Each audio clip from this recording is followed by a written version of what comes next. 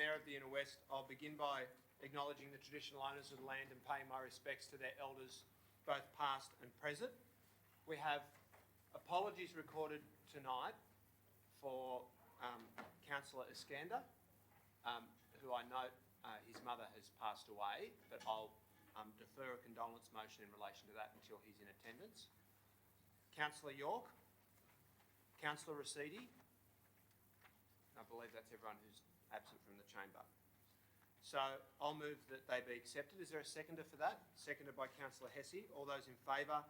Against? Declare that carried. The notice of webcasting, we like to notify the citizens in the gallery in advance of your contributions that these proceedings are webcast onto YouTube and are recorded there for posterity so that you're aware of any legal implications from comments that you might make. Disclosures of interest. Councillors, any disclosures of interest tonight? Councillor Lockie? Yes, I'd like to declare a pecuniary interest in item 12 as I'm a party to some of the legal proceedings referred to in the amendments that are in that motion. Yes. Councillor Hesse? Same. Councillor Hesse and Councillor Lockie are both declaring a pecuniary interest in relation to item 12.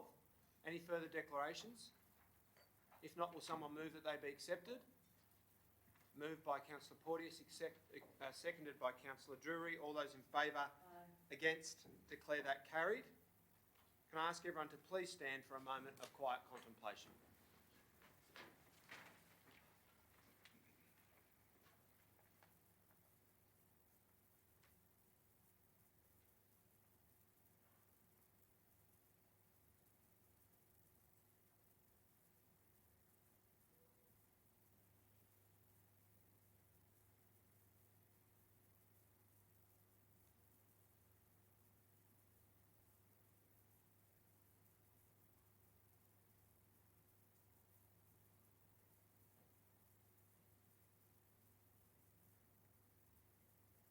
Thank you. Please be seated.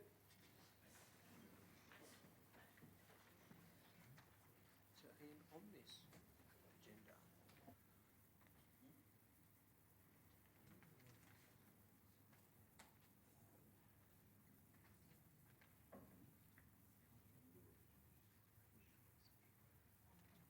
next item, in accordance with the Code of Meeting Practice, would be mayoral minutes, but we do have a registered speaker for one of the mayoral minutes, and I think it's possible that we'll get consensus support for both of them subsequent to hearing from that speaker. So I'm going to defer tabling those, and which would bring us, in accordance with our new Code of Meeting Practice, to hear from the registered speakers.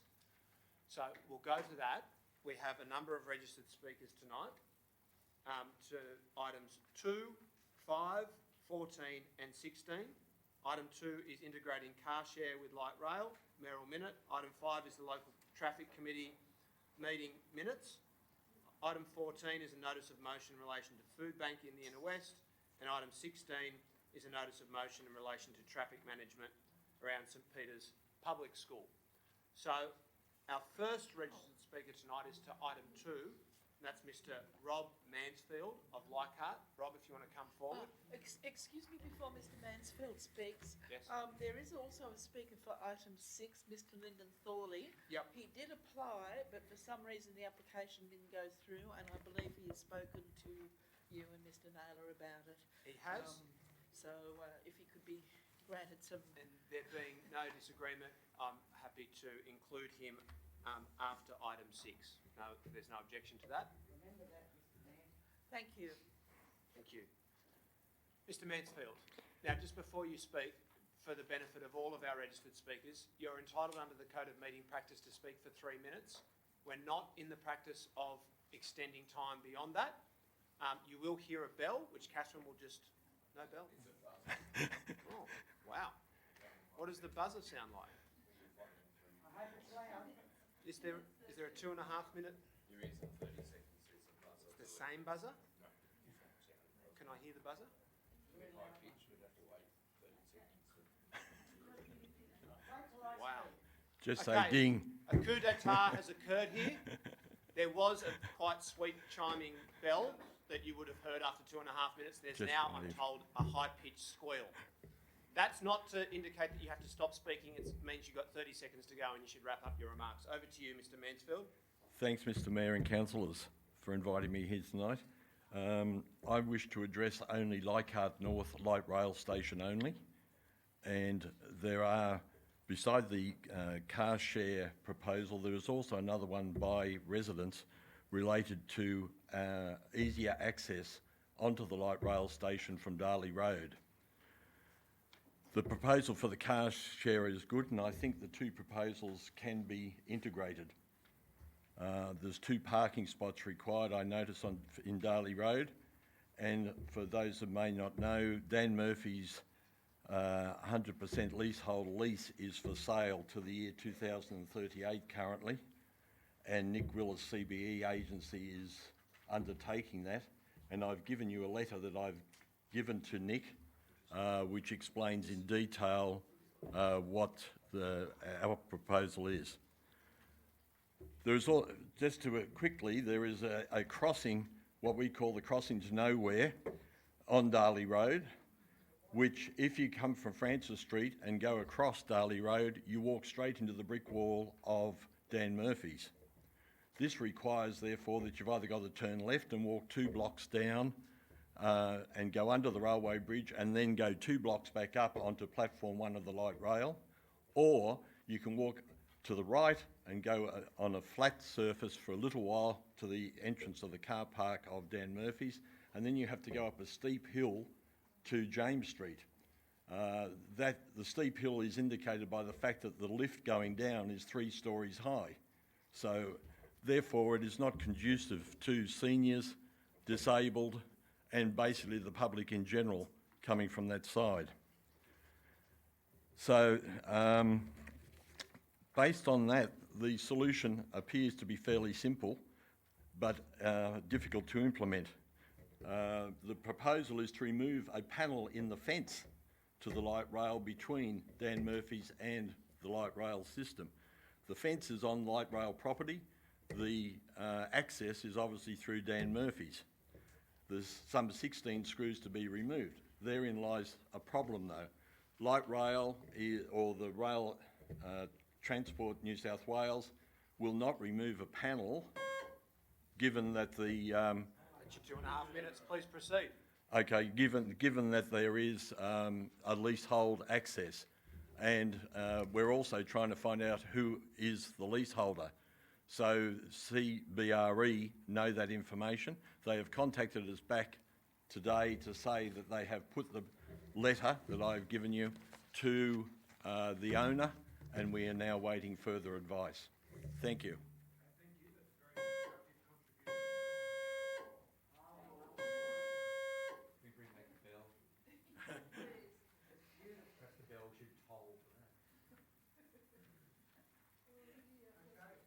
Over a dull moment. Our next registered speaker is for the Local Traffic Committee meeting minutes, and the first speaker to that item is Peter Erling of Tempe. We've got some petitions to hand out, is that right? Yes? Good. Mr Kennedy, our officer here, will distribute those to councillors if you provide them to him. So there's 4 for that side. 7 for that side, and 1 for the mayor. Right, so... Mr Erling. Thank you. Thanks for councillors for having us here. So we were a bit confused about a letter we got from council about proposal to remove all parking from Gannon Lane in Tempe, which has 6 properties that use it for access. It's a very short dead-end lane that joins on to Gannon Street. I own the property right on the corner of Gannon Street and Gannon Lane, and there's a parking space behind what is my workshop. Now, Gannon Lane intersects with Gannon Street. There's a large footpath, wide footpath, about 3 metres wide, very wide footpath, unusually wide, and then there's a lay-by for cars out into the actual flow of the traffic. So it's about 6 metres before you actually get towards the traffic of Gannon Street. So the corner of my workshop is nowhere near really like interfering with the traffic flow. the proposal has come up. So firstly, they said we want to remove all parking because there's parking problems in the lane. And unanimously, I believe, apart from one resident, it was rejected as all owners wanted to have access to parking along the lane. Most of them park across their own little driveways. A lot of them don't use their actual off-street driveway. Only one resident uses that, and that's the person that's, I believe, driving this whole complaint and proposal. So after that was all rejected, and then another letter came from the council saying, oh, now this proposal is a safety concern, that we need to put a no stopping sign to remove that parking spot behind my workshop because it's less than 10 metres from the intersection with Gannon Street, which it's never been a safety issue. No one's ever had a safety issue that I've ever heard of or seen of or known of. But apparently the one person that does use his off-street parking says that he finds it hard to get out into Gannon Street safely because he can't see. Well, I don't understand how that could possibly be, but I believe what his issue is, and what is actually been seen in the report for Traffic Committee was photographs that he provided of car noses parking over his little driveway to his garage. And I think that's his concern, actually, is that people have parked a little bit too close to his little driveway getting out, and he can't get out easily. So what we've said is, well, how about if you put up a keep clear driveway sign, which most people do that in that situation. If they find people are parking close, they just let people know, this is a driveway, could you please keep clear? They haven't done that. In all the time this has been ever going on, he hasn't done that. So I know for a fact that none of the residents in that laneway park close to his driveway because we're all aware and sensitive to the fact. It might be a stranger that comes along. So today I put up a keep clear of driveway sign on my property, very close to his garage, to show that shouldn't be done. And we're asking for, if you read the petition, we're asking for a fallback position. If the council insists on changing the sign to no parking, which they've come down from no stopping, then maybe look at time restrictions to allow, and it'll fit in with that person's use of his garage in the mornings to get out, because it will restrict that car being there. Then I think we'll solve the problem. Thank you. Thank you, Mr. Erling. Can I ask you just to remain there for 1 second? Councillor Passos has asked permission to ask you a question which Sure. you're not required to answer, but I think course, it's yeah. one that you may want to. Would the removal of one spot on the corner to make the entry and exit safer suffice, and all the rest is still the parking is left there? Well, it's lots of very few parking spaces we have, and it's not a safety issue. It's not really that. It would not help. It would not. Well, it would cause a loss of amenity to all residents who all use that spot when it's available. And it's only really one person who finds that access to his garage seems to be the problem. And I think he hasn't really tried to address it in a normal fashion. So. I sympathise with you, the parking's at a minimum. Okay, I'm going to call the meeting to Thank you. order. Thank you. Thank you very much, Mr. Erling. Our next registered speaker to the Traffic Committee minutes is Jeremy Lawrence of Balmain.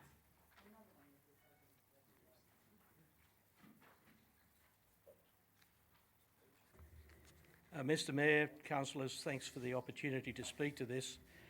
I live at the corner of Tilba, Caryville and Phoebe Street in Balmain, and there was a proposed no stopping restrictions notice, public consultation. There were several submissions to that public consultation, and then it went to the traffic engineers. The traffic engineers looked at Phoebe Street and they looked at Tilba Avenue, and their original proposal was to alter the parking in Phoebe Street. After they looked at the submissions, they decided that they would leave the parking in Phoebe Street alone because it was adequately signed. They then asked that a no stopping zone be installed on the eastern side of Tilba Avenue to 10 metres. I spoke at the Traffic Committee meeting and they said we will reduce that from 10 metres to 8 metres, thereby preserving a very, very, very important car park. Car parks are very important in our street. After that, and after I was ushered out of the meeting, there was further discussion about an email that was sent by one of the people who were the protesters on this, and without public consultation, without any input from the traffic engineers, and simply on the back of an email written by somebody who has comfortably got his two-car off-street parking, they recommended that a 10-metre no stopping zone be installed in Phoebe Street. Now, this had already been very, very carefully analysed by the traffic engineers. The traffic engineers put in a report, and this particular recommendation was made off the back of something that came in from left field without any research, without any public consultation, without any traffic engineering input. And I believe that it should be rejected by this council on that. I'm not going to go into the technical points of how many metres you should be here, there, everywhere, but I do say that this was made on the decision of a group of people who were there to take the traffic engineer's report, not a group of people who were going to sit around and make that up as they go. And I ask the council to reject recommendation 2 in item 5. Thank you for that. Our next registered speaker to item 5 is Ron Wenman of Tempe.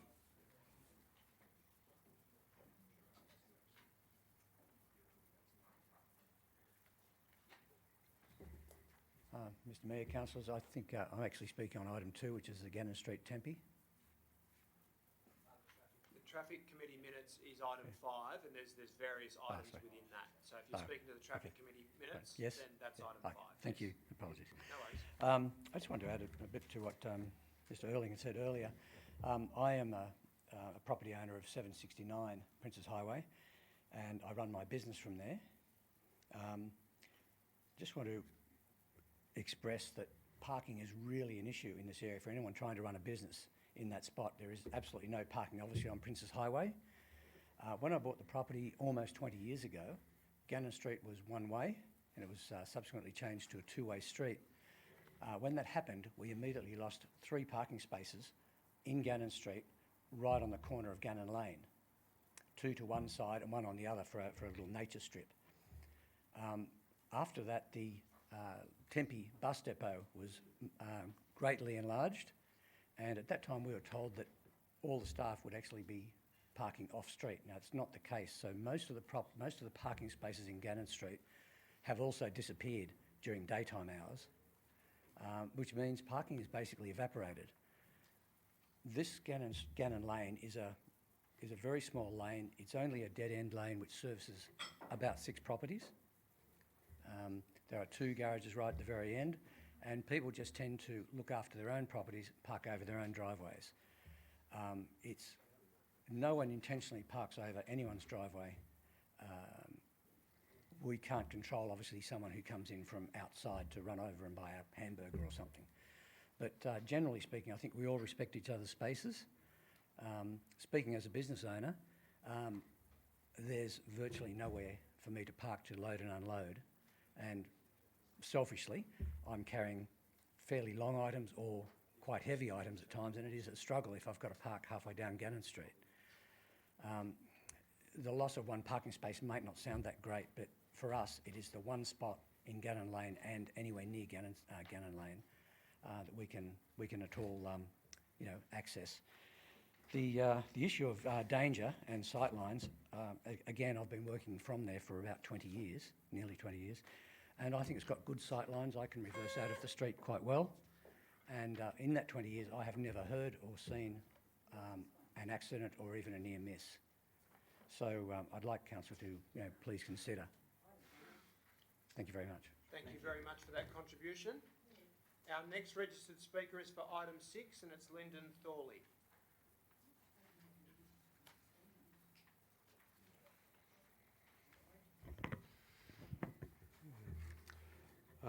Thank you to councillors and council staff for the development of the draft asbestos policy. I sincerely hope that it can be adopted tonight. I'm speaking from my family's recent experience following the Australia Street fire in Camperdown in June last year. We lost our house and most of our possessions as a result of the fire. This was not due to fire damage from next door, but rather due to asbestos contamination caused by that fire. While we fully support the draft policy, we have concern over 2 aspects of it: the emergency response procedure and the absence of a robust policy targeted at removing asbestos from the local government area. Our concern over the emergency response plan is that The policy essentially facilitates the process that occurred in the aftermath of Australia Street fire. Council did not communicate with us effectively. Insurance companies ruled the process, stopping the clean-up efforts from starting. Asbestos was still blowing off the fire site onto the footpath 5 weeks after the event. And some residents were exposed to asbestos from neighbouring properties that were yet to be cleaned up.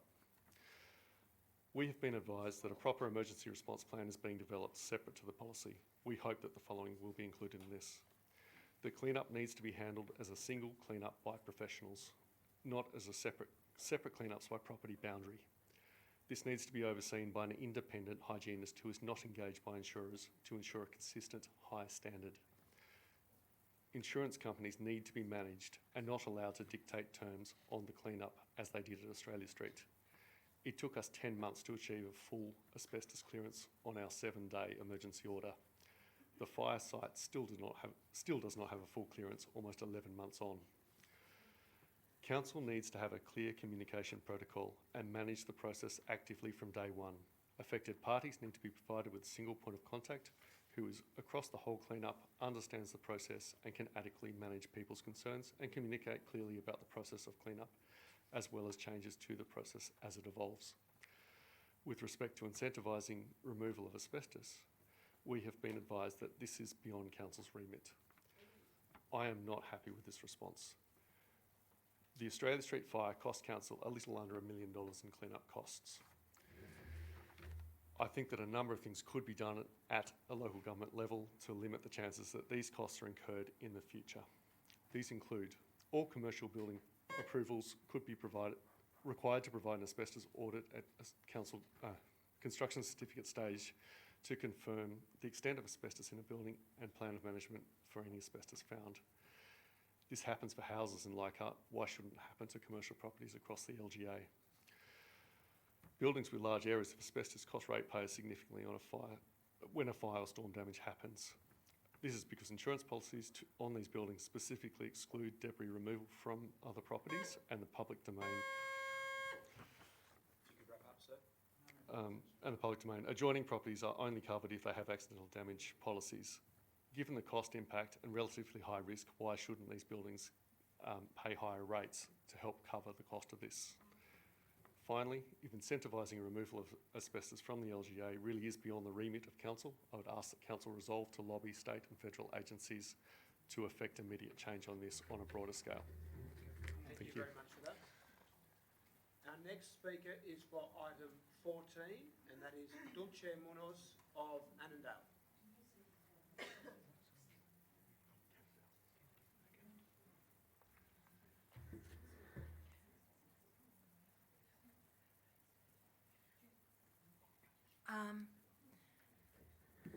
Good afternoon, and thank you for inviting me, Councilor Margarita da Cruz. I'm Dulce, and I'm the National Convener of Moms for Refugees, and I am also the Outreach Program Coordinator for Addison Road Community Center. And I'm here today to speak to you about Mama Penny. Mama Penny, as cute as it sounds, is a mobile food pantry that is a pilot project that Moms for Refugees and Addison Road put together. And we do this because after years of taking care of people seeking asylum, we realized that we needed more. So let me explain what we do. The idea is simple. We'll pick up fresh fruit and vegetables from Addison Road Community Center in our van called Mama Penny, and we take it to Belmore Youth Resource Center, where we set up our little van and project, and for $5, people from refugee background and people seeking asylum can access low-cost fruit and vegetables and wraparound services. We provide also with playgroup for kids, child minding services, and we have a child care specialist on hand to make referrals that were needed. We also provide a space for people to meet and talk, to share stories, and we will learn from each other. We do this because not only people seeking asylum and people from refugee background are struggling after the SRS cuts, but also recipients from New Starts and people on pensions are really struggling. The project has been immensely successful. This is our third week doing the project, and we have helped more than 130 families. We already received petitions to bring our van to the Cumberland area, Fairfield and Auburn, and then to Liverpool. I'm here today because to tell you that supporting little projects that community put together to help people seeking asylum are important. I'm here to tell you that there are ways that this council can help you produce better services and to build up community. I'm here to tell you that with the food pantry, we rescue together 1.5 tons of food from going to landfill. We have served over 450 customers a week, helping around 1,250 people this week. So if you ever wonder if grassroots and communities are picking up the work that the councils and the government are not doing, this is a solution. So please help us provide better services. Yes, almost, I made it, almost said the cut. Thank you very much and thanks for the invite. Thank you very much. You were under time. I was under time. We have 2 registered speakers for item 16 in relation to St Peter's Public School traffic management. The first is Kate Hafey of Tempe. I'm a parent at St Peter's Public School. My eldest started in 2015, so I've been in school, involved with the school for a few years now, president of the PNC, and have been pretty involved in things like the traffic issues, and that's why I'm here today. So Mr Byrne came to our school and suggested that traffic management staff from the council could come to the school and talk about our issues, and that's fantastic, and I welcome that. And I won't go through a laundry list of all the various minutiae stuff that we need done, but the most pressing issue we're dealing with is the need for a 40 kilometre per hour zone on Campbell Street. That's the main road leading to our school, the main direction that kids are travelling neither by foot or in vehicles to the school. And yet there's no safety measures. There's a pedestrian crossing that is quite dangerous. People have been killed on that street. We have a whole list of people who've said, oh, my baby got hit in the pram on that crossing. My brother got killed on that crossing. My brother got hospitalised because of that crossing. All these different things. And that's when it was just single lane each way, and now it is huge. It is multiple lanes because of the WestConnex project. We have the added bonus of the Metro project just across the railway line, where the people taking spoil from the site are paid by the load, and so they're going as fast as they can down that road. Last year, one of the WestConnex workers was almost hit by one of these trucks, and so magically temporary pop-up portable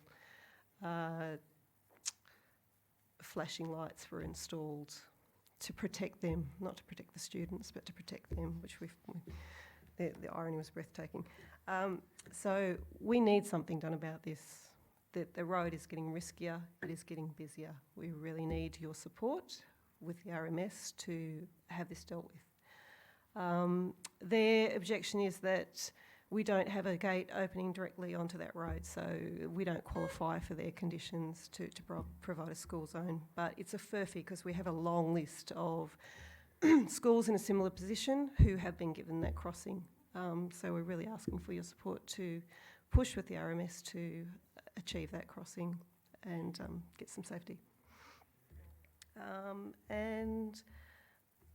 Another parent at the school, Joy, will talk about issues to do with Silver Street, which is another key place where students come into our school. I'll hand you over to her. Thank you. Very well spoken. Our next speaker for this item is Joy Goldfeder of St Peter's. Thanks for having us here today. As Kate's outlined about the 40 kilometre zone on Campbell Street's required, there's also another issue for our other access to the school. It's the only street, Silver Street, that doesn't require the children to cross 4 lanes of traffic in order to get to the school. So a lot of people use that as a safe access. The problem with that is now an official detour because they've closed Campbell Street in one direction. We have a high volume of traffic now using the only street that is safe to access the school. It's not a street that has been designed for a detour. It is it's only one lane. It has parking on both sides. It's our only street in St Peters that did not receive timed parking restrictions. As such, we're an unofficial car park for West Connect workers, for Metro workers, for Precinct 75 workers, for every building site in the area and every airport dumper. Also, the street does not have sufficient setbacks to allow cars to move in both ways. So we constantly have near misses and accidents on a daily basis. This is not the major problem. The major problem is this is also a school zone. So as a school zone, we have now an unlimited and high volume of traffic moving through there. The trucks that also don't want to follow the correct route use this street as a rat run to access Campbell Street faster. So they go down there very fast. We have had no help in trying to access or prevent them other than calling the companies directly. I've called the police. We've asked them to start booking people in order to try and prevent people from travelling down at 60 to 70 kilometres per hour down this street. As a parent, every day, it is a dice with death to get our kids to school. We are dragging them across. We're using ourselves as human shields to allow the kids to cross. We don't have a dedicated crossing. We're fearing for our lives and our kids' lives. And I'm imploring the council today, we feel like we've been systematically let down by varying levels of government, and it is all for the good of these two major projects. They're putting politics before people. And we're a small community, we're a small school, but that shouldn't prevent us from being safe. Every child matters, every child's life matters, and we're imploring the council to help us keep our kids safe. Thanks. Thank you very much. Very well spoken. That concludes our registered speakers. So we'll now go back to the standing orders, to the agenda. For the benefit of all of the citizens in the gallery, you are more than welcome to stay. And we don't have a huge agenda tonight, so it may not be too long a wait to see your matter determined and discussed. However, because the items are also, the proceedings are also broadcast on YouTube, if you wanted to go home, you're more than welcome to do that and find out about it there as well. Mayor, this is probably not a point of order, but I think it's an important point to make, if you would indulge me for a minute. I actually think this new system with that noise is quite offensive for our speakers because it's so invasive that it's actually interrupting the flow of the speakers. So I would like to ask that we consider a different system which is not so invasive. I realise we're probably going to have to work with it tonight, but I'm quite concerned at the way it's very invasive. Thank you for raising that. I'm sure that's something that we can discuss in private at the conclusion of the meeting or in an adjournment. I Mayor, understand. sorry, just a point of order. I don't think we've dealt with the confirmation of the previous minutes. No, we haven't. I was just about to come to that. Any other points that need to be made before I can do that? Excellent. So we've got the confirmation of the previous minutes, which we didn't get to deal with previously. That was my mistake. And then I understand that we've got a number of items which have been agreed to by consensus and which I'll seek to move in bulk. That may include both mayoral minutes, but we'll check that in a moment. And then we'll go on to the totality of the business on the agenda. So is there any councillor who would like to move a clarification or correction to the minutes of the previous meeting? Yep, I've sent a proposal through. It's in relation to the minutes of the meeting of the 26th of March, which was adjourned. Do you know which page it's on in the business papers, councillor? I'm sorry, I never picked up my papers, but I've just been looking at it online, so no. Okay, could you let me know the item and then I could probably tell you? It's page 15, right, yep. Yeah, so, well, I'll recall that the meeting was adjourned. It doesn't record that item 1 was moved by Councillor Byrne, and I believe seconded by Councillor Passos, I can't recall, prior to the meeting being adjourned. I recall that there was debate on the item, and then the meeting was in court. So I think that it's appropriate that the minutes accurately record that item 1 was moved. It was moved with 2 amendments, as was recorded on the subsequent meeting or the resumption of the meeting. Yes, that's all. Okay, I understand. I'll seek advice from Mr Naylor about why the motion which had been proposed and moved but which was not voted on is not listed in the minutes. Through the chair, motion generally is recorded in the minutes once it's voted on, so we made the decision of not including it before the adjournment, but on the following page, both the motion and the foreshadowed motion is included because that's when it's voted on and becomes a record of the meeting. If I could I just think it's quite unusual circumstances, as we all know. I don't think it's particularly controversial that it was moved, and it makes it, I think the record of the meeting is important, and the fact that it was moved prior to, we can record that it wasn't voted on, and it's clear from the progression of the minutes that it was then later resumed when the meeting was Councillor, you've resumed. spoken to the matter already. What is your amendment? I've already circulated it, so I've already sent it through to the minute taker. Just make a point of order on ruling from the council officer. There are quite often motions that that are moved but are not actually voted on. I note in the following council meeting there was a motion by Councillor Stamalos regarding a community plebiscite which lapsed because it didn't have a seconder. It's recorded in the minutes, although it wasn't voted on, because then there was a foreshadowed motion which was in fact moved by myself, which was voted on, which was a different motion. So I'm going to rule that you're now speaking to the Kiat amendment to the minutes because you haven't moved a point of order. So my point of order is questioning the argument I fully that's been understand the put point. forward. You've gone a long way beyond making a point of order. You're arguing for the amendment, which is fine. Yeah.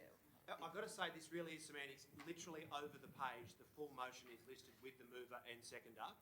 So it makes exactly zero difference. I'm happy to incorporate it if we could just move on so we can get to the business. So let's incorporate it then. Thanks. Okay, so Councillor Kiat is the mover of the minutes for both meetings. Councillor Porteous is the seconder. Are there any further clarifications or corrections? If not, I'll put that. All those in favour? Against? Declare that carried unanimously. Mr Naylor, could you identify for the meeting the items which have been notionally agreed to by consensus? Through the chair, the following items were noted as could be moved in bulk. Item 1, item 2, subject to hearing from the Speaker, item 3, item 8, item 10 and item 11. Okay. Well, I'll move that they be adopted. Is there a seconder for that? Seconded by Councillor Lockie. That's items 1, 2, 3, 8 and 11. 10 and 11. 10 and 11. I'll put that. All those in favour? Against? Declare that carried unanimously. Which would mean that the next item on the agenda is item 4, and I've had advice from the Chief Executive Officer that matter should be deferred as there's further advice pending.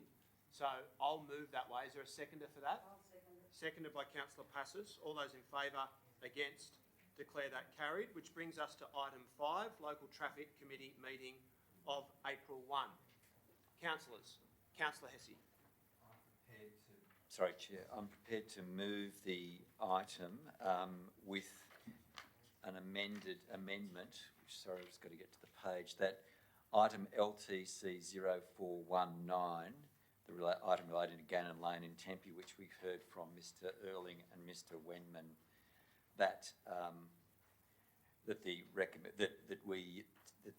basically we change the recommendation to no action from what currently exists. I'll second that.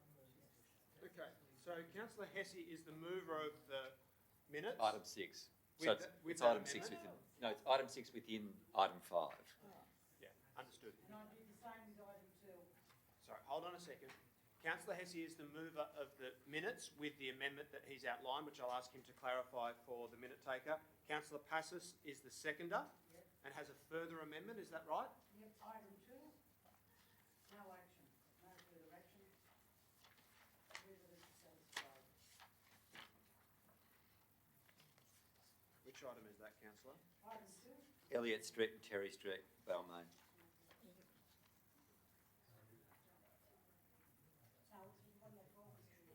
Tempe, yeah. That's the amendment that's already been moved by Councillor Hesse. is it? Yes. Phase 2. Item 4.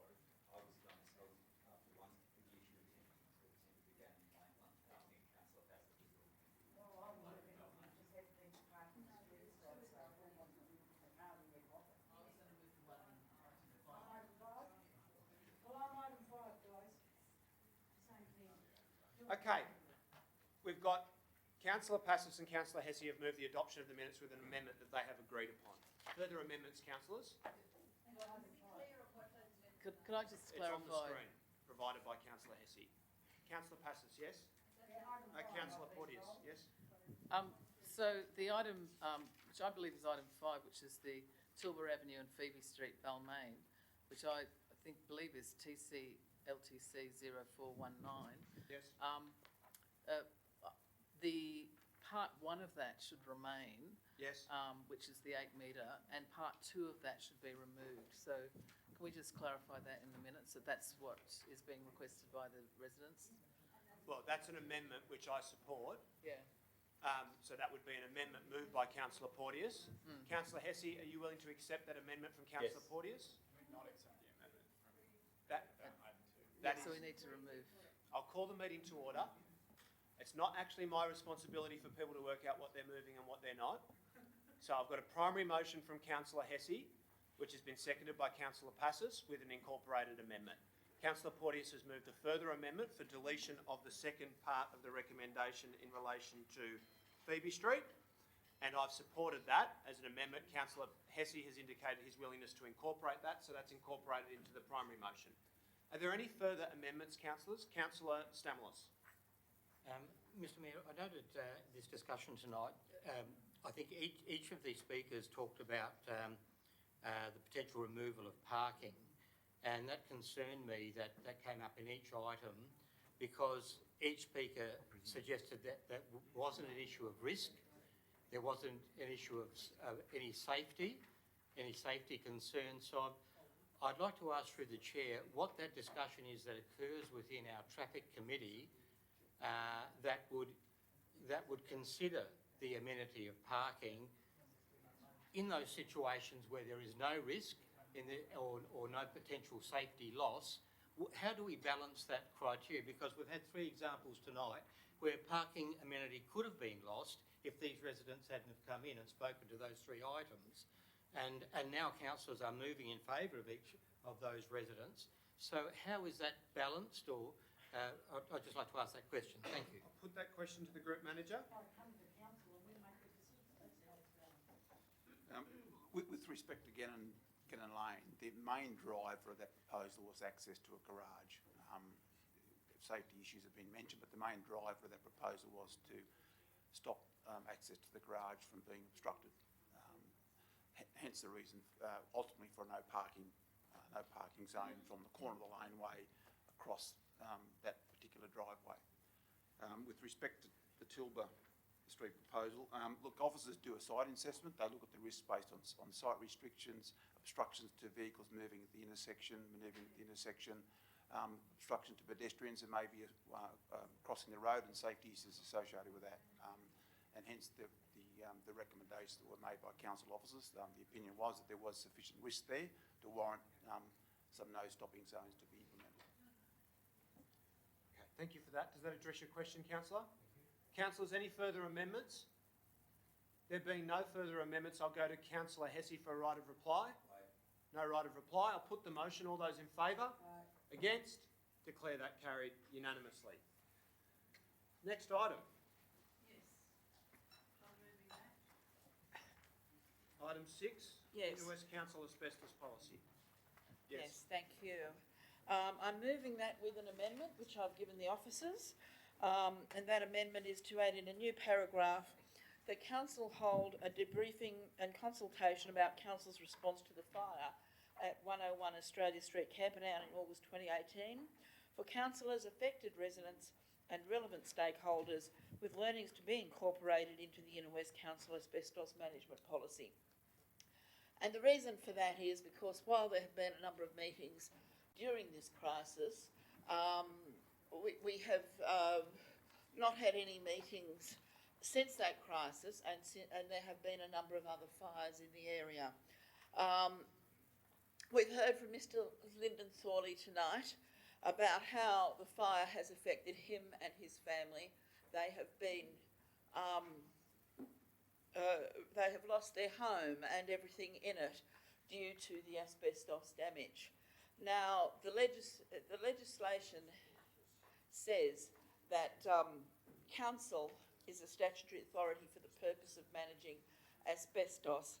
And when this came to my attention, it became clear that this was a major challenge for the council because there was no harmonised asbestos management plan, and the asbestos management plans that were in use were somewhat out of date and not necessarily in accordance with best practice. It's taken 8 months and of hard work by the council staff to get to this point where we now have a very comprehensive asbestos management policy. There are still some issues, as some residents have pointed out, including Mr. Thorley, but these cannot necessarily be resolved at council level. We will need to get state and federal involved as well in helping us. Asbestos is a major problem all around Australia, thanks to James Hardie and its complete lack of responsibility, and now it's being left to us, the council. I would like to thank the Deputy General Manager of Planning and Development, I hope that's the full title, and the Group Manager of Development Applications and Development Planning, and all the other staff who have diligently researched this, asbestos management and have responded to the residents' concerns. We will never have a policy of perfection, but we now have one that's light years ahead of the old one. It's very comprehensive, it involves best practice, and it provides comprehensive guidelines to anyone who cares to look at it about how to manage asbestos. So I commend this policy to everyone, with the proviso that we will need to keep reviewing it from time to time to keep it up to date and to respond to the needs of our residents. Thank you. Councillor. I have Councillor Drury, Councillor Passos and Councillor Lockie. Mayor, if I may second the motion and suggest another amendment. And the other amendment goes to one of the comments in response to a submission from a member of the public. The member of the public observed that landlords should be legally required to inform tenants of the existence of asbestos in the property they are leasing. The response from the council officer, quite rightly, was that is a responsibility of the state government. What I'm suggesting is let's write to the state government and ask them to address that responsibility. As council, we can have an advocacy role as well as reciting which various acts of the New South Wales and federal parliament. I think that asbestos is a great scourge in our community. I think the policy addresses as best we can with the powers we've got, and I concur with Councillor Steer with her congratulations to the officers for working on that. I also note that I think the incident plan is probably the key to actually dealing with some of the on-ground issues that were raised by the Speaker tonight. So I would seek support from the Chamber for an additional amendment to actually advocate to the New South Wales Minister that they consider a change to tenancy law that actually requires landlords, if they know they've got asbestos, to tell the tenants. Actually, no, I will go on. Now, I can't leave it so early. You could. No, the thing is that we do understand there are a lot of buildings with asbestos in our community. If you had the knowledge that there was asbestos, you may still choose to rent that property, but you may be a little more careful when young Junior rides the trike into a wall and you've got fibres hanging around. I think having that knowledge would be a valuable thing for tenants to have, and I think that that's an amendment well worth considering. Okay, thank you for that, Councillor Drury. Councillor Passos, then Councillor Lockie. Yes, this is too serious to play politics with. Very, very serious. And if councillors had any concern about this, they could raise it themselves with the appropriate authorities. We can't even pick up our own rubbish properly, and we're going to have a look what's going on with asbestos. We had a big issue with Centenary Park when they were building the new building down there. And I'm aware of a resident ringing the council at least 6 times. And she ended up ringing up the EPA and saying they're not covering it properly. Council went down then and threw a bit of cardboard over the bins where it was being dumped. So when we can pick our rubbish up and clean our streets, then we'll take on something else. We're not capable. We don't have the resources and we don't have the staff. Our staff have plenty of other things to do. To me, asbestos is an owner's responsibility. Somebody's house burns down, if they have concerns, they talk to their insurance company, they talk to the EPA. It's got nothing to do with us. Have we checked all our own buildings before we get up in this council and grandstand and play politics and call residents to come up here and speak?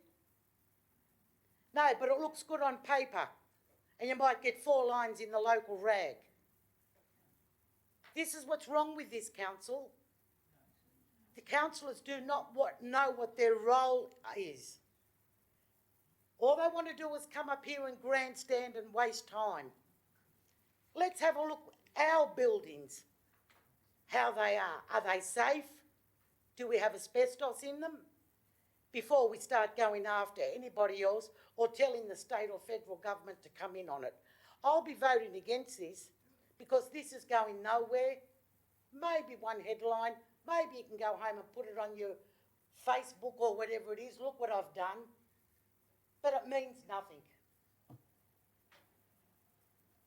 Thank you for that. Councillor Lockie and then Councillor Kiat. Yeah, I'd just like to move a further amendment to the motion, if I may.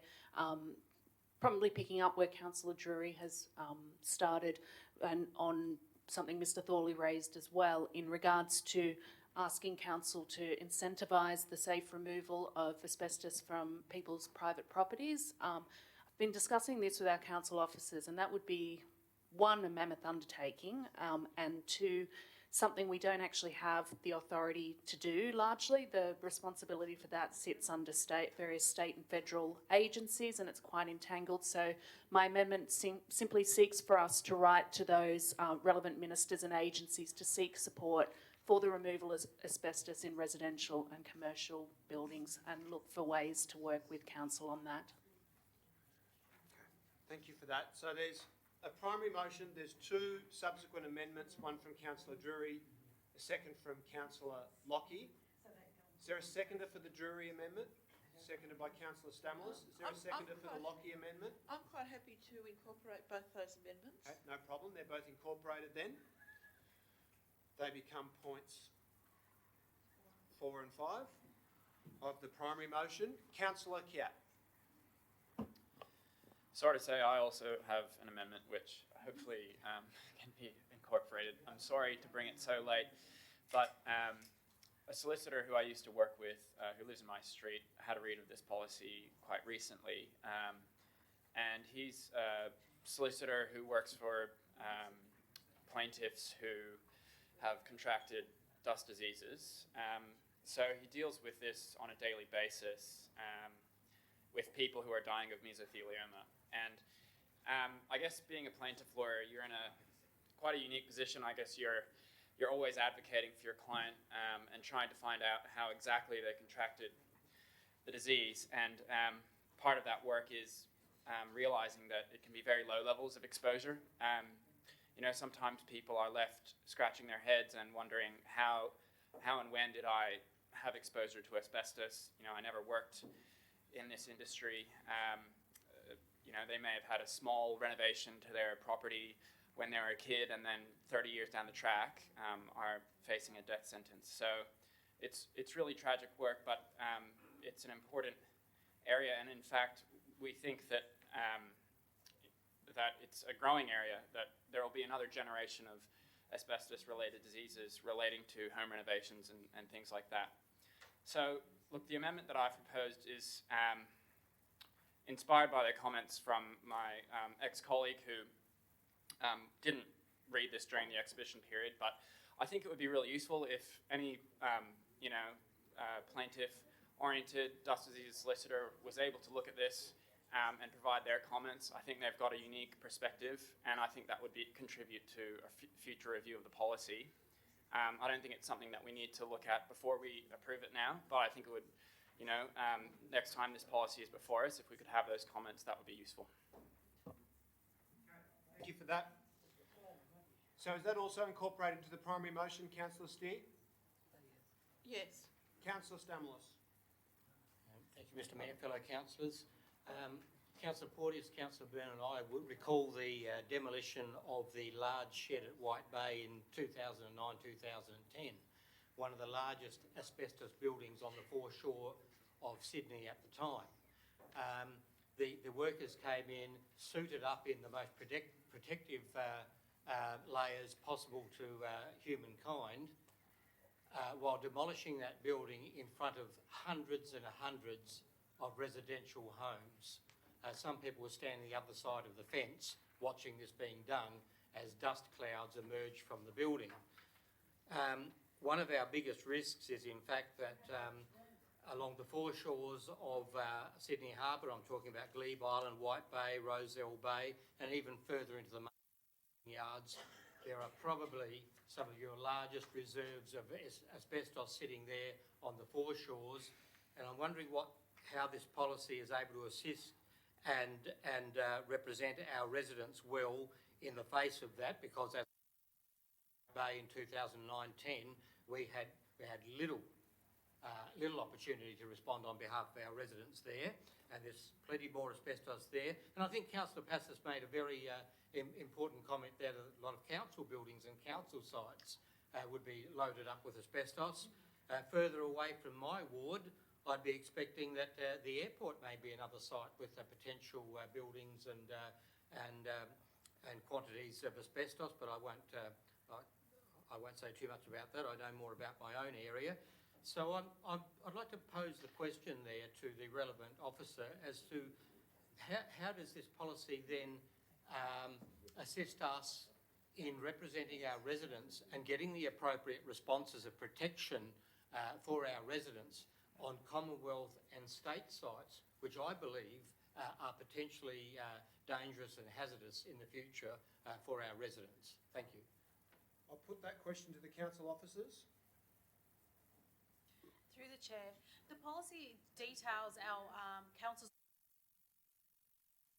the council's officers' approach on how to deal with asbestos matters and how to deal with asbestos complaints when they come in. So if we need to deal with the state and federal authorities as a result of that, it gives us guidance on how we should approach that with the state and federal authorities and work with them to deal with it. It's quite detailed in the policy. But it doesn't bind us. It gives us discretion on how we're going to be dealing with the state and federal authorities. Each case is different, and the severity of each case is different, so it gives us that discretion to assess it based on that. Thank you for that. Councillors, further discussion? There being no further discussion, I believe all of the amendments have been incorporated into Councillor Steer's primary motion, so I go to her for a right of reply. Thank you, Mayor. I commend all the councillors for their very helpful amendments, which I think have really strengthened this motion and ensured that council will be able to liaise with state and federal and also respond to the public health issues caused by asbestos dispersal in the atmosphere and in the environment. In relation to Councillor Passos's comments, I would like to point out that only 2 days ago, Melinda Pavey, the former Roads Minister, was reported as having told residents near a school at Penrith that the EPA preferred that asbestos was safely maintained on the site of the project rather than transported to a waste facility. That is what the state government thinks should be done with asbestos, contrary to the actual legislation and the best practice that has been formulated by the state itself. That is the level of knowledge among state government ministers on how to deal with asbestos.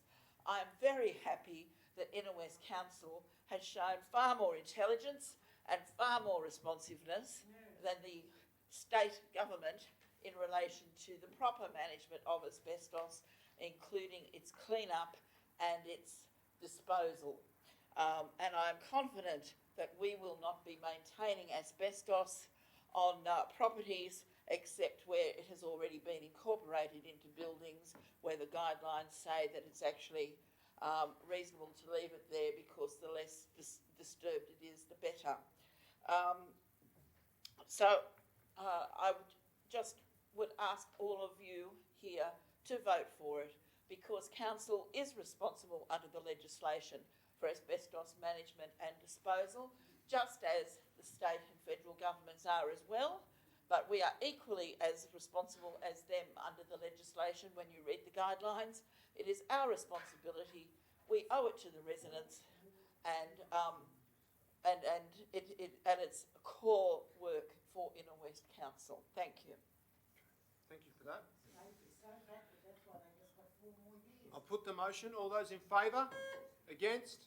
Declare that carried. I'm against it, I want it documented, thank you. Councillor Passos against. That will be recorded in the minutes. Thank you. Item 7, busking policy. Councillor Lockie. Yeah, I'm happy to move the officer's recommendation with a few amendments. I think all of us have received a number of emails from residents who live around the Victoria Road area that it's directly adjacent to the Marrickville Metro shopping centre. Going to assume that wasn't 3 minutes. And who have asked us to implement the kind of ban on busking on their street that we have in place currently on Liverpool Road.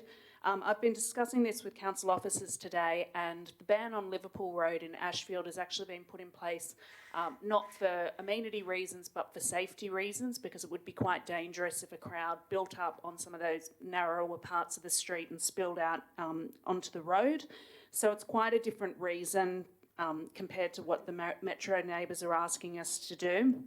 So what they have suggested, and I'm happy to move these, is that we review the policy within 6 months with a particular focus on ensuring that busking is not having a negative impact on residents in the vicinity of the Marrickville Metro, that we add that busking in the vicinity of the Marrickville Metro along Victoria Road cannot use electrical amplification, and that the wording of the policy is changed from mindful when it comes to noise to a reasonable level of noise for the location, because that would give officers more leeway in terms of being able to move people on if they were creating a nuisance level of noise. I should note as well that apart from that, the busking policy has, I've been notified, received a wide level of support.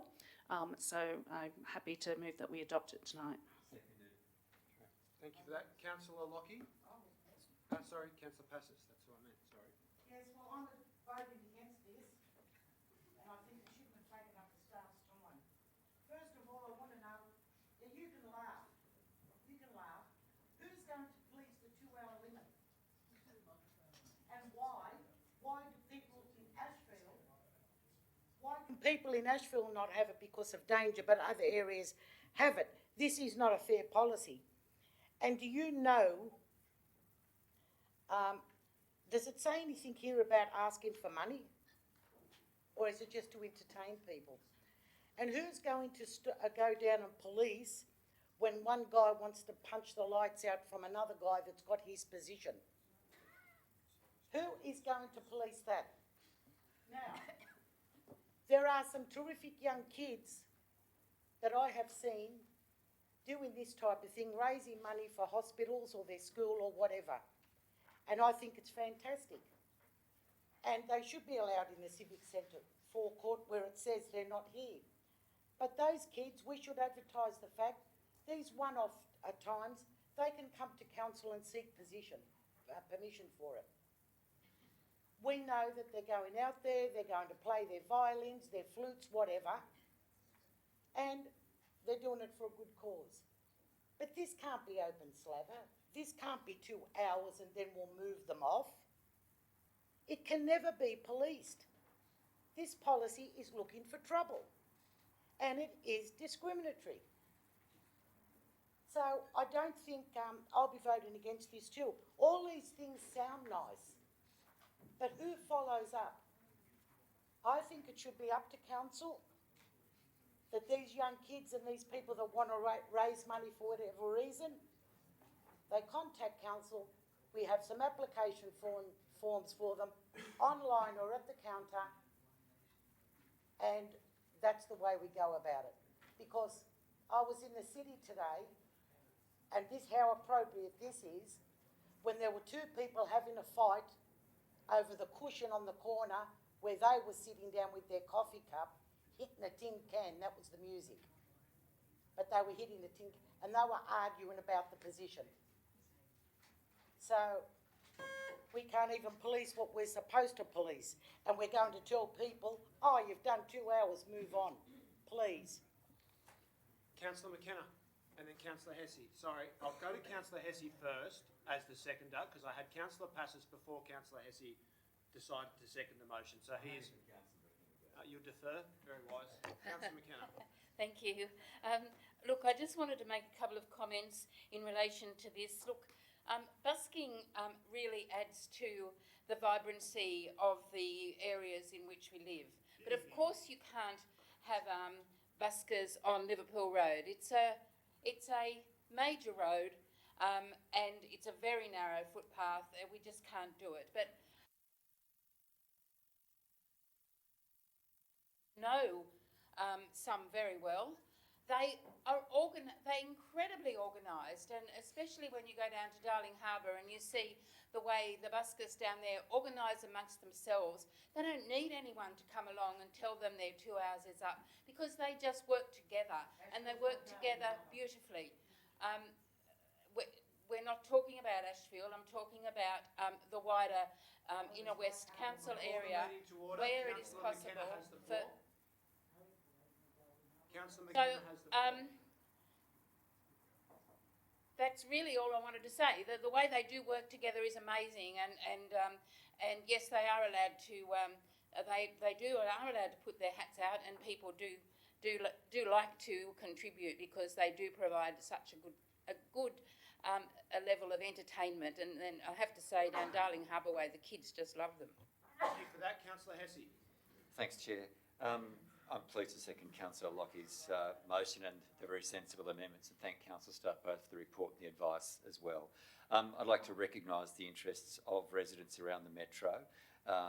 It is one of those areas where it's still new to me, it's only 30 years old. The Marrickville Metro shopping area was plonked in the middle of a residential area, so that does cause some problems, and I hope these very sensible amendments will gain the support of councillors, and that indeed it will not intrude on the lives of people around the Marrickville Metro.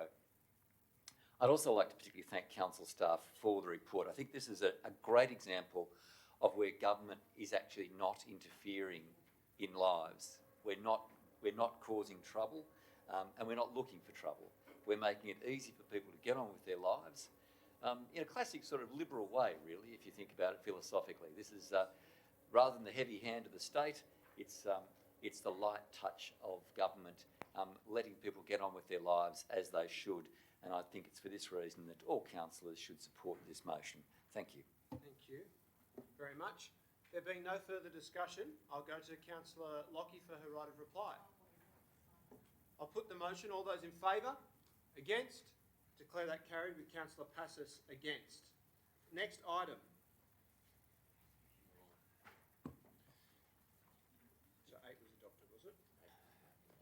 Item 9, investment report as at 28th February.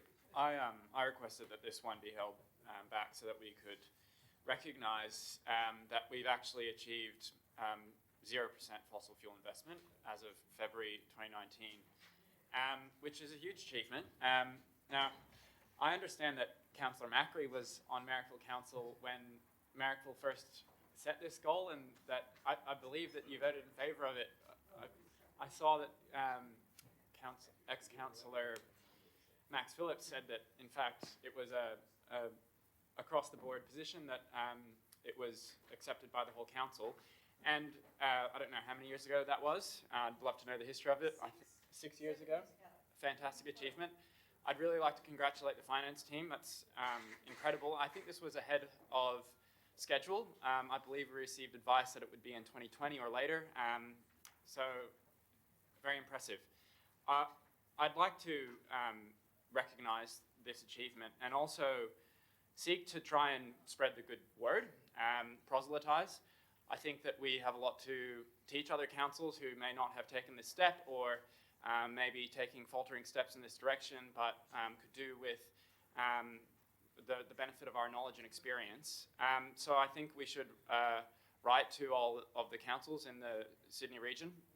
We should write to 350.org or another environmental org that advocates on this issue, and we should host a meeting so that we can let other CFOs know and interested mayors and councillors about this achievement and how they can get on the same path. It's very significant. We have an investment portfolio of over $200 million. So that's no mean feat to get to 0% fossil fuel. And I think, obviously, we should celebrate again when we actually have 0 cents in fossil fuel-aligned ADIs as well. Okay, have you provided the wording to the minute taker?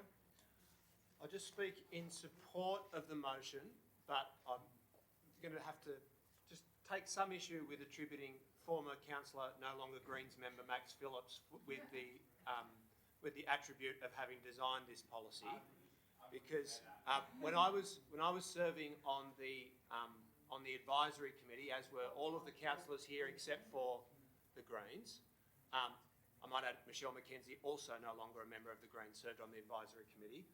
We actually initiated this policy whilst we weren't in office. One of the reasons that we thought it would be a good idea to stay involved in the committee system is so that we could advocate for this sort of progressive policy.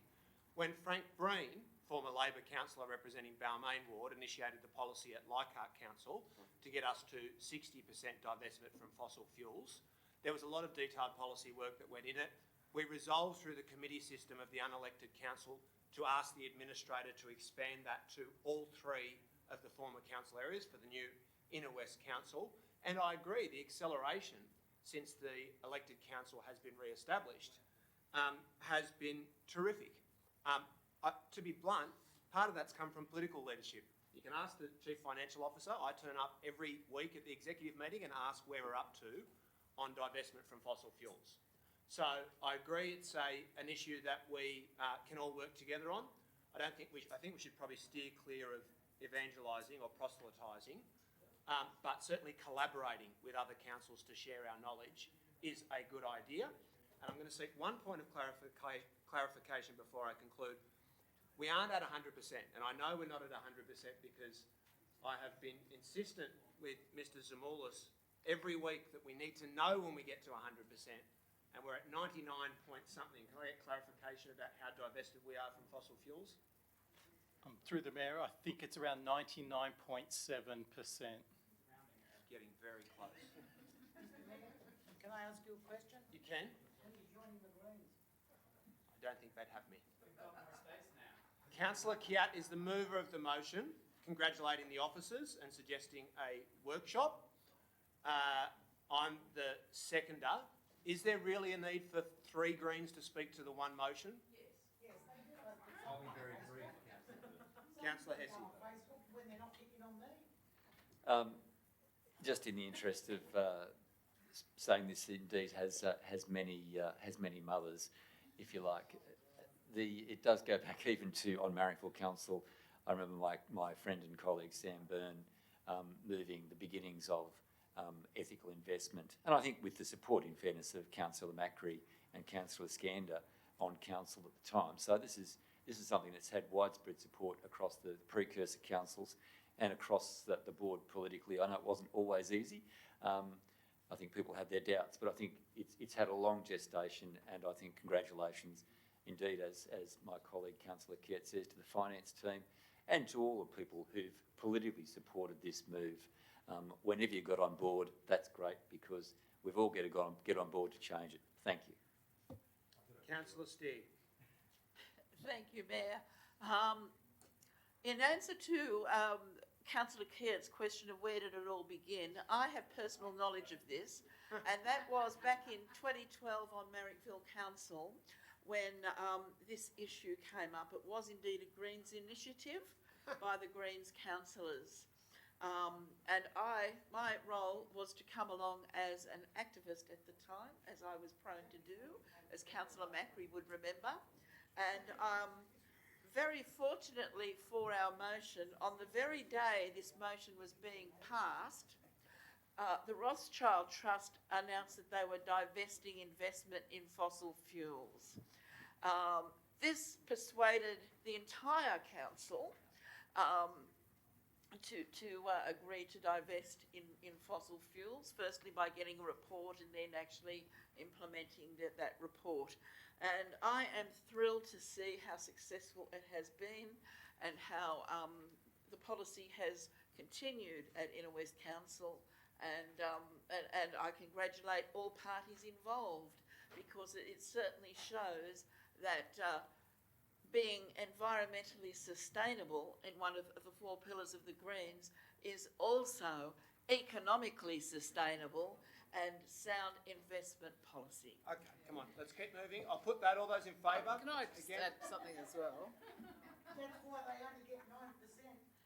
Just to clear the history books in terms of who's really responsible for introducing the divestment policy into Leichhardt Council. I'm afraid I actually have to claim that. And at the time, Mayor, you were just a twinkle in the eye of Leichhardt Council. You still hadn't been elected onto council. That's how far it goes back. It goes back because I remember that particular motion, and I remember why I did it and how I did it, because I was, actually working in the sector at that particular time, and this was something that I really wanted to bring to council. That it's taken a long time to get where it's got to now, no question about it. That there have been many people along the road that have helped, and that you yourself have helped as well, no question about it. And that, I think, is a strength of this campaign, this very long-standing campaign towards divestment, that we have all played a part in it. But for any one person to claim that they are the one person that has achieved that is wrong. We achieve things because we achieve things together as a community, and we should all claim this as being something that we are achieving for our community. Thank you for correcting Councillor Keart about attributing the victory to Max Phillips. Okay, and I'll dig out the data set about when the specific achievements occurred. Okay, I'll put that. All those in favour, against, declare that carried. Next item. Item 12. Item 10's been adopted in bulk. Yeah, there was two of them. So one in bulk and one not in bulk. It's been adopted. Item 12, notice of motion to rescind. Councillors. I'll move this motion. Before I speak to this motion, I would actually like to get a couple of clarifications. This particular motion obviously has been very contentious, and I myself did seek a ruling from the Office of Local Government on this, which unfortunately I've had instruction from the Office of Local Government that I'm not able to share, including I've not been allowed to share it with the General Manager. But I would like to ask the General Manager, have you had any communications with the Office of Local Government regarding rulings on these particular point 3 and point 4, which have been very contentious with this council, and what, if so, what have those communications been? I'll put that to the CEO.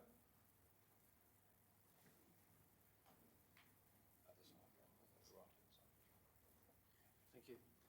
Thanks, Councillor.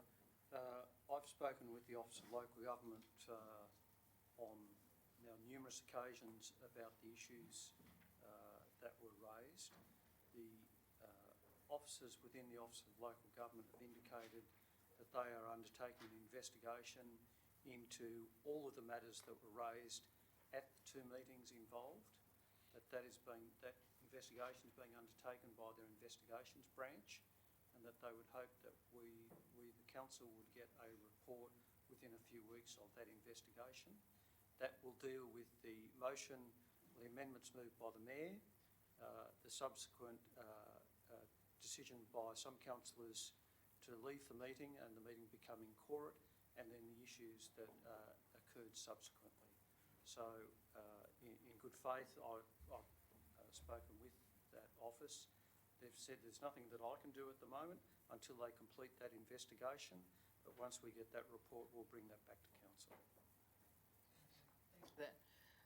So, I mean, the reason that we've brought this as a rescission motion to council is because the advice I received from the Office of Local Government following the ruling that they provided to me was that the only way to remedy the situation was through a rescission motion, which is why I've brought this rescission motion. However, because I'm unable to provide the advice that I've received, and because the general manager, sorry, the CEO is unable to provide advice because he hasn't been provided with that advice, I am concerned that we actually need to make sure that all of the councillors are informed on the ruling that the Office of Local Government makes on this, and on that basis, I think it might be more prudent at this point in time to defer this item until we get that ruling from the Office of Local Government, and then to reconsider this once we get that ruling. So I'm going to move that way this evening, that we defer this until we get the advice from the Office of Local Government on this particular issue. Yeah, because I think that would be the more prudent way to proceed. I was hoping that we would have that advice tonight, but we don't have it. Is there a seconder for the motion for deferral? Seconded by Councillor De Cruz.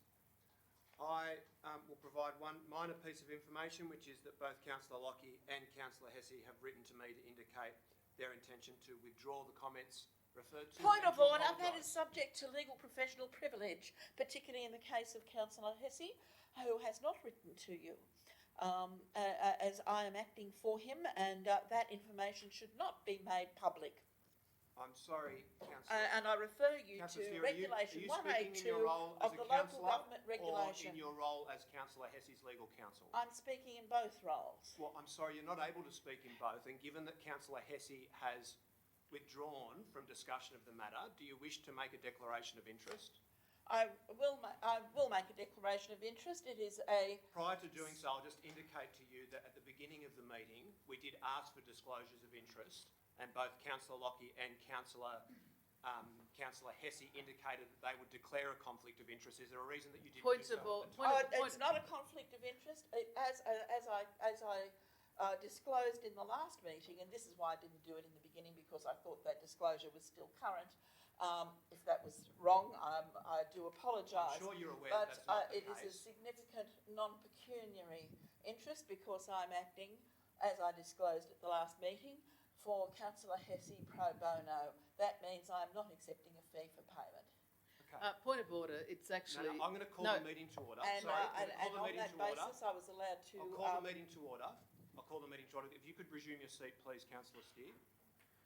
So, Point of order. no, I'm going, sorry. No, I have a point of order. No, not before I've made a ruling on what's just occurred. Councillor Steer failed to make a disclosure of an interest at the beginning of the meeting and is now seeking subsequently to make that disclosure, and we're going to deal with that matter first, as is proper.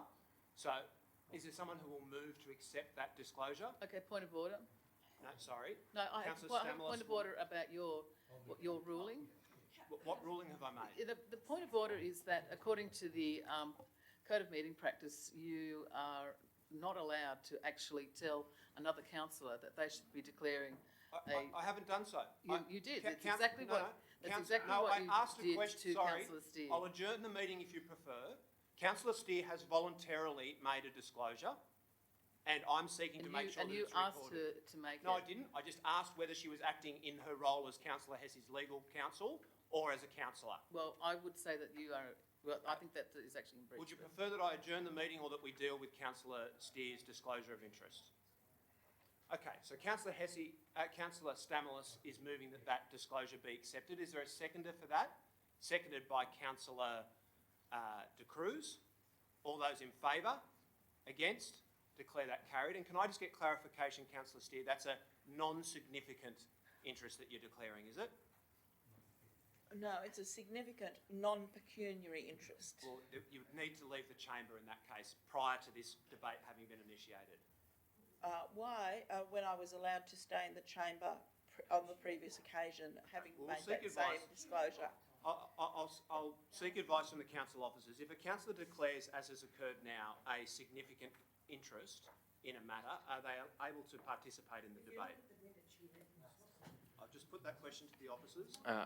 Through the chair, the first thing to note, it's up to councillors to make their decision about their conflicts of interest, but under the code, if you declare a significant conflict of interest, you need to manage it like it's pecuniary conflict of interest. What does that mean? Well, that can, through the chair, that can mean, you know, removing themselves from discussion of the item and not being involved in discussion. So, Councillor Steer, can I seek clarification? Now that your declaration of significant interest has been moved and accepted, are you also then insisting on participating in the debate? Mr Mayor, we haven't clarified what the interest is yet. I think we need to seek that resolution, don't we? Well, no. It's entirely a matter for a councillor to declare an interest, as has been pointed out by Councillor Porteous and Councillor Naylor. Mr. Naylor, Councillor Steer has made that declaration. I'm not sure if she's provided the wording to the minute takers. You've moved to accept it, so I assume you were aware of what she was declaring, a significant non-pecuniary interest. Mr Mayor, could we... You'd like that vote could we, recommitted, would you? no, could we clarify whether it's a non-significant, non-pecuniary? That's not what's been declared by Councillor Steer, and you were the mover of the acceptance. So, Councillor Steer, I just want to seek clarification, just to protect everybody, including yourself. Now that you've declared a significant interest, significantly late, but you've declared it nonetheless, will you be removing yourself from the debate, or are you insisting on participating in it and voting on the matter?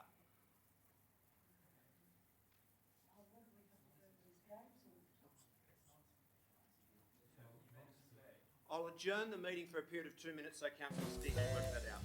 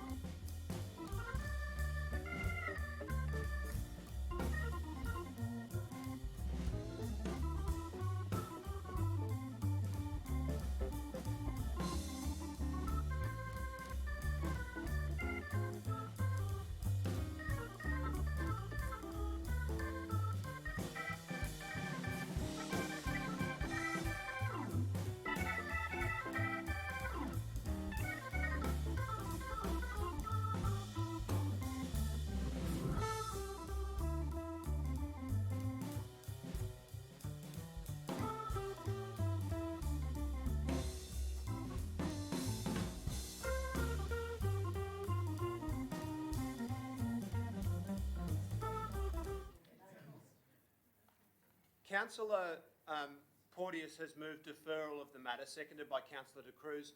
I'm going to move for refusal of the rescission to vote, so a foreshadowed motion that the rescission be refused and dealt with tonight. Is there a seconder for that? I'll second it. Seconded by Councillor Passos. I'll refrain from speaking to it. Councillor Passos, do you wish to speak to it? Just quickly, Mr Mayor, I don't know the games that are being played here. When you've done the wrong thing, wear it. That's all there is to it. From the conception of this new council, these councillors that have breached the code on numerous occasions have done nothing but sit across the other side and carried on like they've done nothing wrong. Point of order. So I just Point of cannot order. understand. Councillor Kiat has a point of order. I don't think that Councillor Passos should accuse multiple councillors of breaching the code on multiple occasions. I in his have speech. just said the councillors... I'll ask Councillor Passos to be careful on language. Please proceed. No, excuse me, it's on the public record. It's on the public record. Could I just get a clarification? Thank from you. what you Councillor mean on the Passos, public record? sorry, Councillor Passos has the floor. Councillor Passos, please proceed. Well, there was the biggest war not to have a councillor who breached it, grossly breached it, apologise in council. A couple of weeks ago, was found to have breached the code, and everything was done so this councillor didn't apologise. So please, don't tell me point of orders, and I shouldn't be saying these things. And just because a couple who had complaints against them said they were naive, well, if you're naive, you should be in kindergarten, not sitting on council making decisions on people's lives and their livelihoods. Okay, thank you for that. There's no further contributions. I'll go to Councillor Forty as well, the right of reply, which I'll remind Councillor Forty is in relation to the matter of deferral.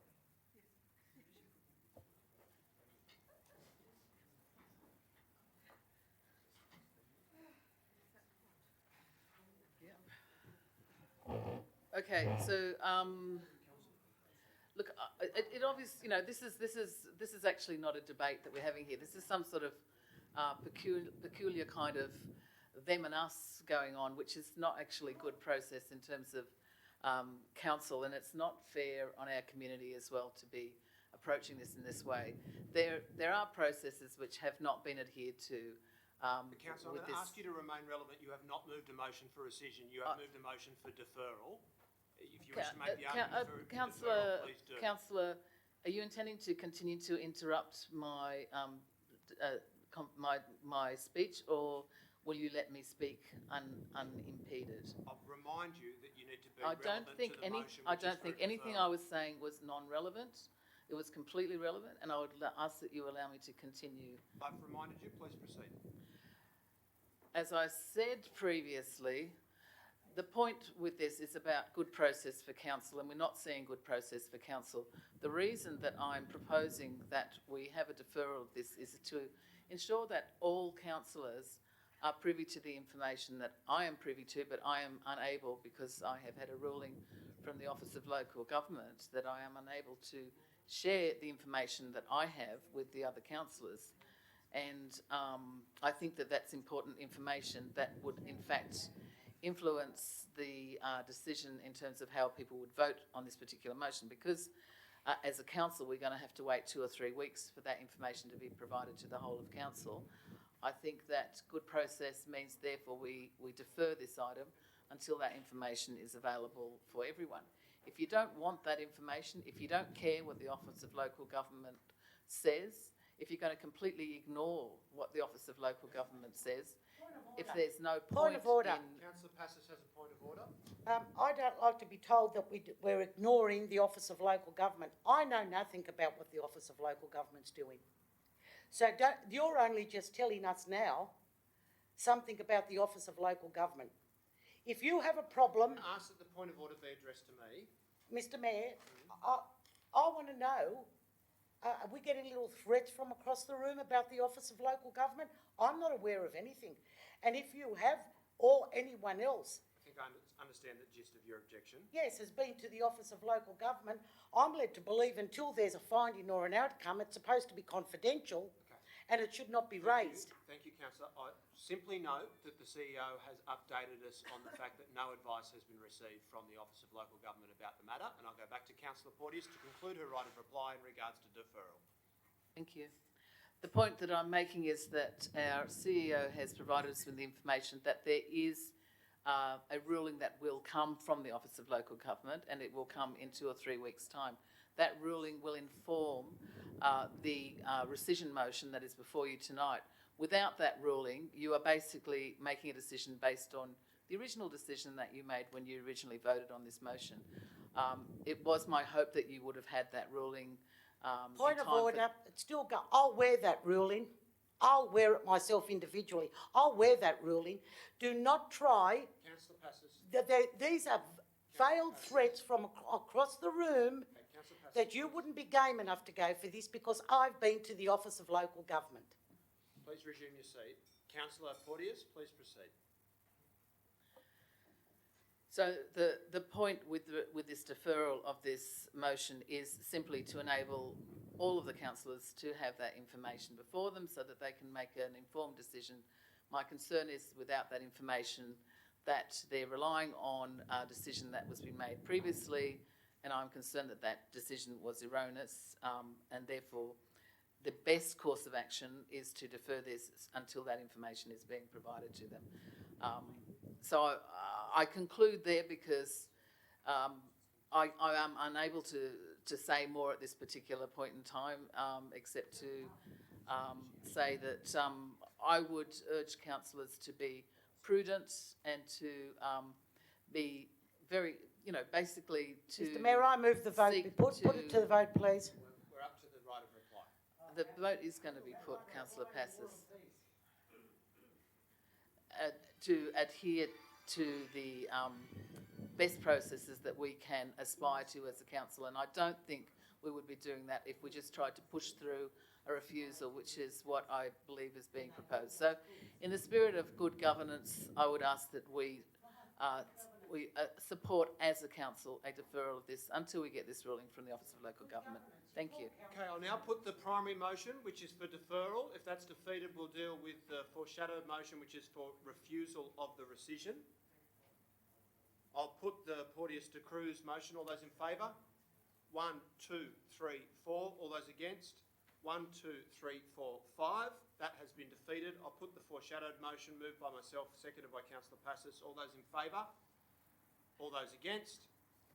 That has been carried.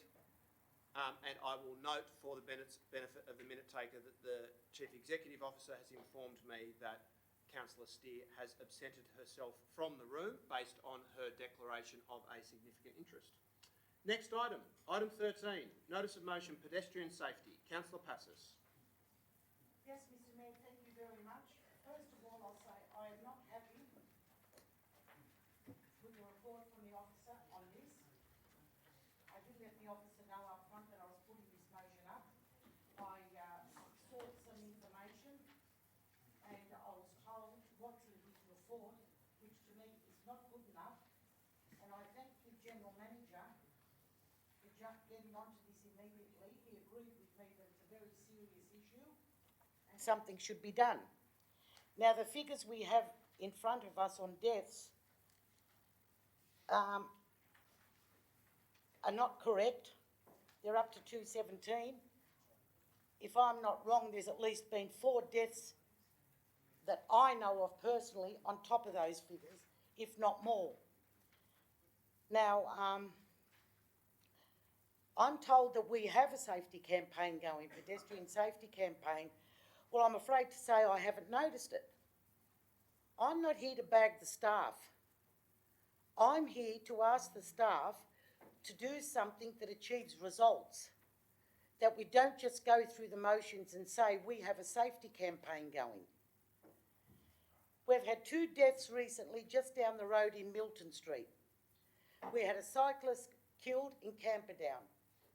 I was told by the Mayor today we had an elderly woman that was hit and she's lost 2 of her legs, both her legs. Now, I travel around this area a lot, I drive, And the things I see every day just coming up to the shopping centre, I just can't believe it. I cannot believe how it's getting out of hand. We have a lot of ethnics in this area, and I'm just talking about the area that I know, Ashfield. With this recycling now of bottles and cans, we've got a lot of people of all different backgrounds pushing baby prams with big, big plastic bags full of bottles and cans, darting in and out of cars across the road. You can't see the people pushing them. The bag is that high. Pedestrians are not aware that every corner they think it's a pedestrian crossing. They're not aware that when a car is already turning into that street, they believe they still have right of way. Just take off from the footpath and go across the road. No. They do not have a right of way, thank you. When a car is turning, the pedestrian must stay on the footpath. Madam, if you're on the traffic committee, learn the rules. Okay? Now, whatever safety campaign is going, it's not good enough. I would like an extension, please. Move an extension of time of 1 minute, Thank seconded you. by Councillor Macri. All those in favour, against, declare that carried. Please proceed. Councillor Hesse is against. That's fair Okay, enough. I'll recommit that vote then. I'll put that. All those in favour? 1, 2, 3, 4, 5, 6. All those against? 1, 2, 3, 4, 5, 6. That can't be right. I'll recommit the vote once more. Sorry, my fault. Can I vote for my... 1, 2, 3, 4, 5, 6. All those against? 1, 2, 3, 4, 5, 6. I use my casting vote. That has been carried. Please proceed. 1 minute. How very, very sad we're talking pedestrian safety here. How very sad. Now, I would like to get the figures, how many pedestrians have attracted a fine for jaywalking. We spend the state spends thousands and thousands of dollars, and so does council. We put dividers down roads, along Liverpool Road. They're still, where the dividers stop, they still run against the lights. The police are not out there enough. I'm asking that we convene a meeting with all the service providers, interested councillors and our staff, to sit down and to see what we can do about this. Take it back to the traffic committee, raise it at the traffic committee, Mr. Chairperson, if you could, and let's see what we can do about this. Like those big coloured moving signs or whatever. We need to educate the people. We really need... I was told by an officer that, we've got community groups and we talk about safety. Not everyone belongs to community groups. Okay. Is there a seconder for the motion? Seconded by Councillor Macri. Do you wish to speak to it? Withhold your right. Councillor De Cruz. Look, when Councillor Passis brought this motion, put this notice of motion on the agenda, I was very concerned about recent pedestrian accidents and not having heard about it.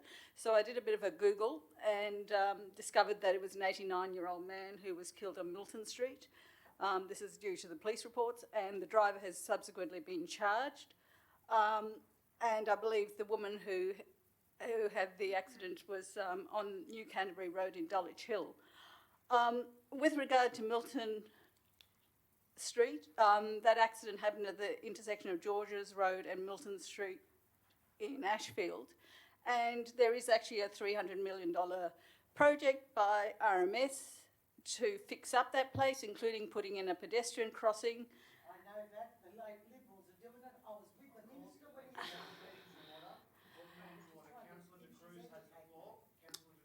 And I understand from the website that that work is due to be undertaken later this year. Given that there has been a death at that site, and possibly three, whether... I'll call the meeting to order.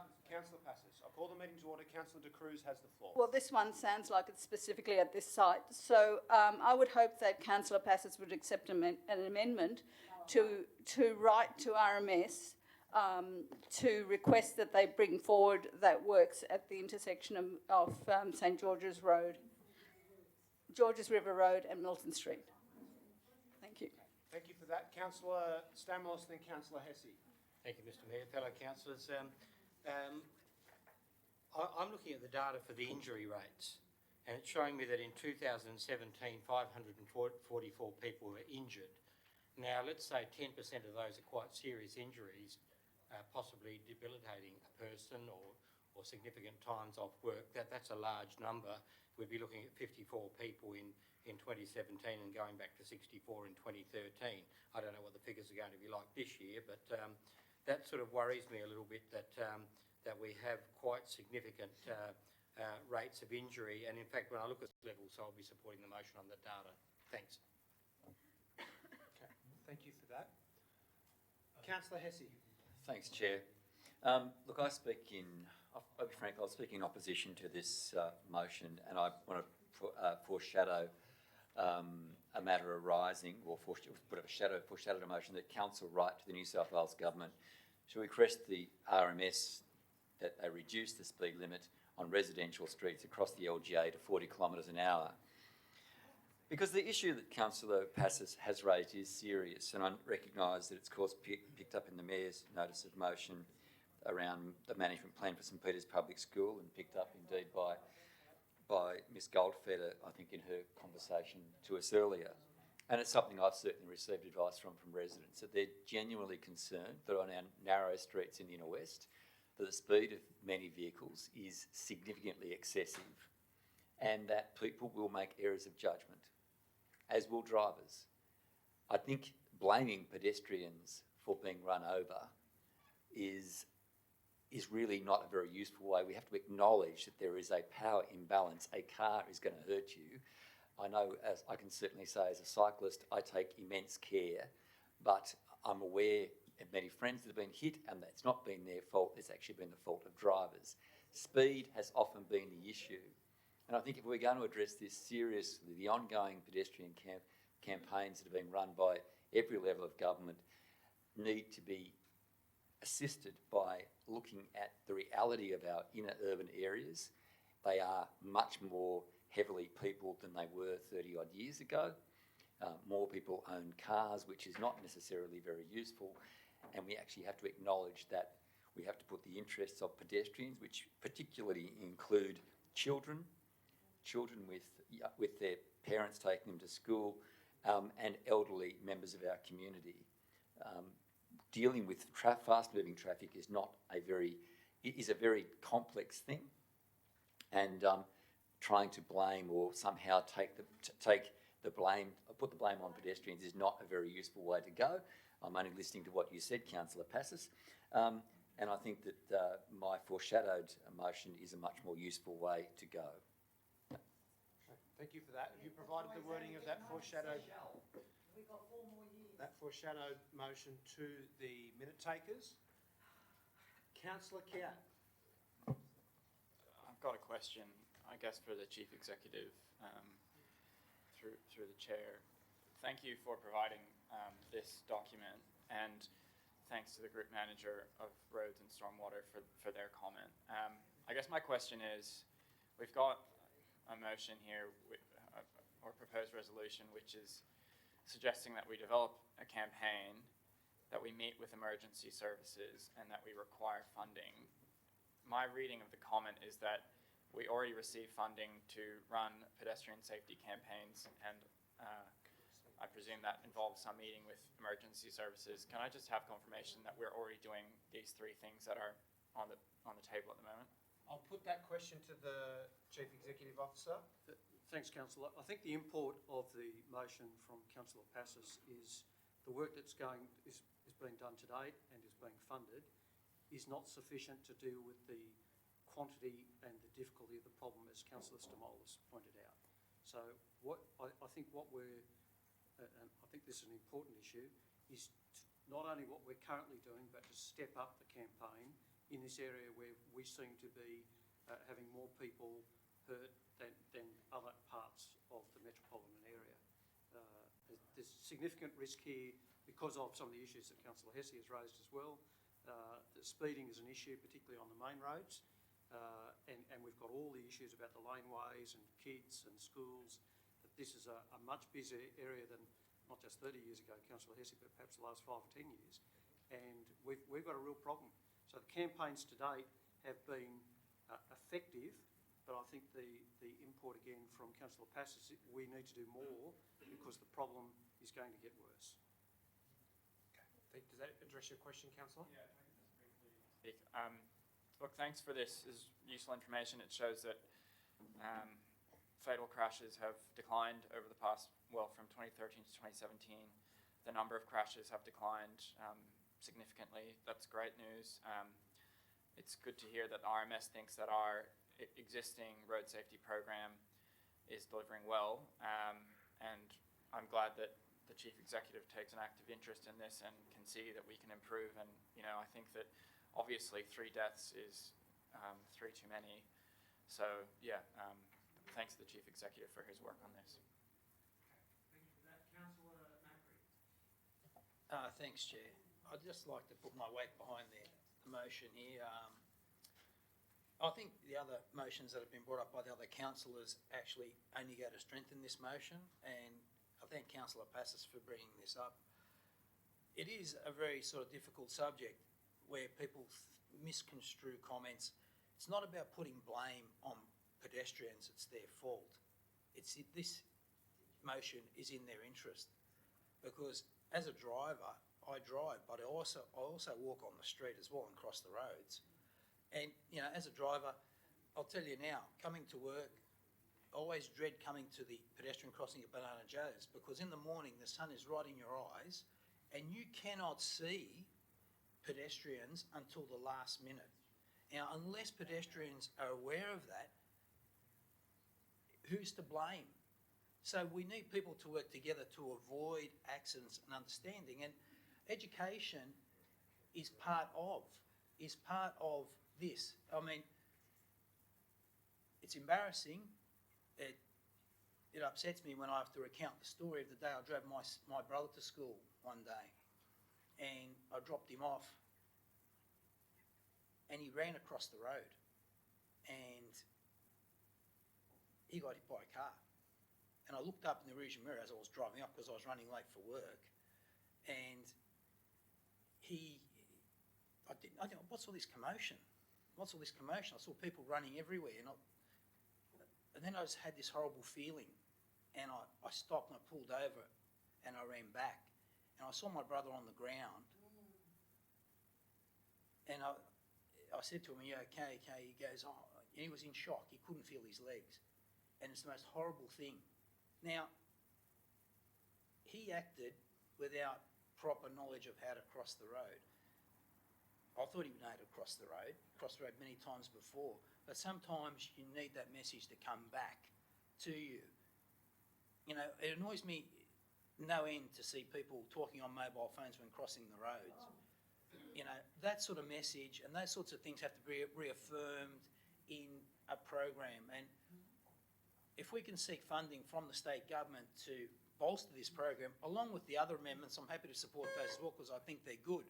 I think we can only make this place better and safer. And we're not going to do that just by going, it's a driver's fault, because sometimes the driver won't see. He might be distracted. There might be a kid screaming in the back seat and they might turn momentarily. There is responsibility for everyone here, and unless we all pull together, we won't get the result we need. So that's why I'll be supporting the motion and all the amendments that have been put forward. Thank you.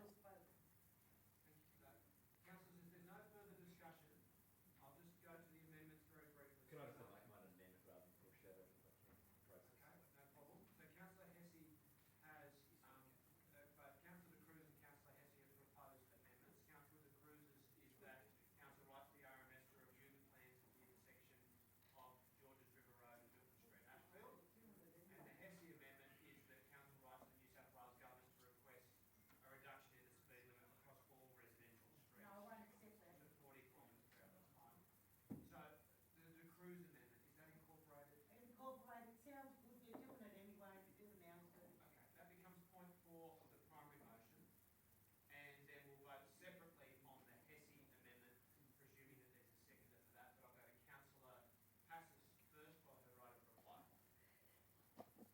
it's always interesting when I put something up.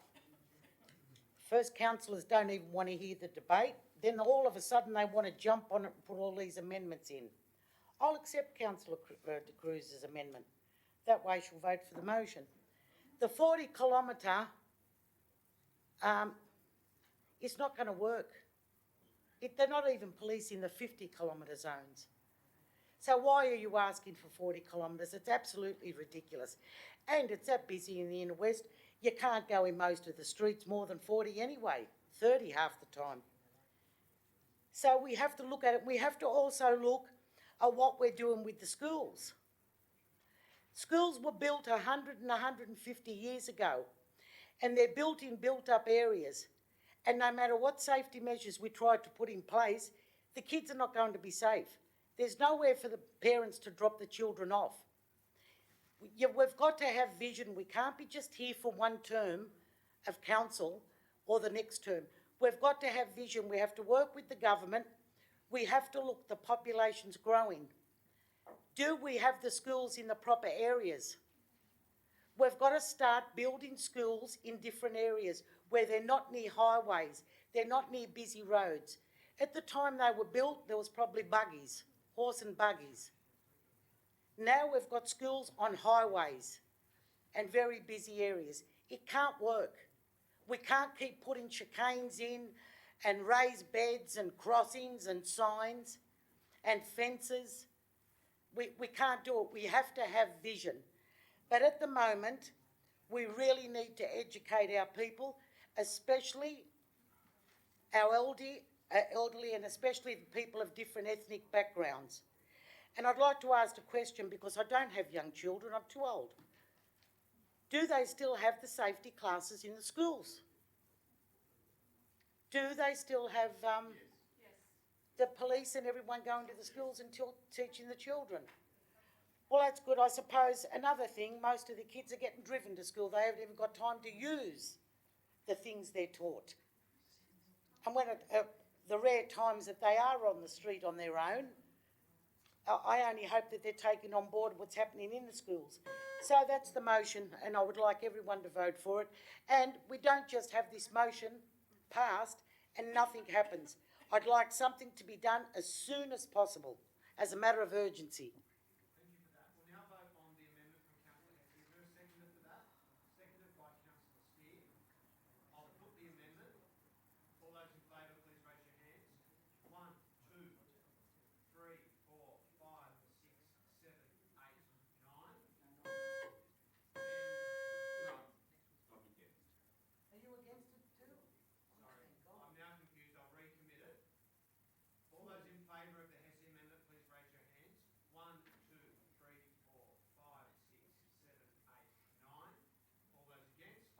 1, 2, 3. That has been carried and is incorporated into the primary motion. A rose amongst two thorns. That's incorporated into the primary motion, seconded by Councillor Steer. I'll now put the primary motion moved by Councillor Passos, seconded by Councillor Macri. All those in favour, please raise your hands. 1, 2, 3, 4, 5. That is unanimous. That has been carried. Next item, Foodbank in the inner west. Item 14, Councillor McKenna.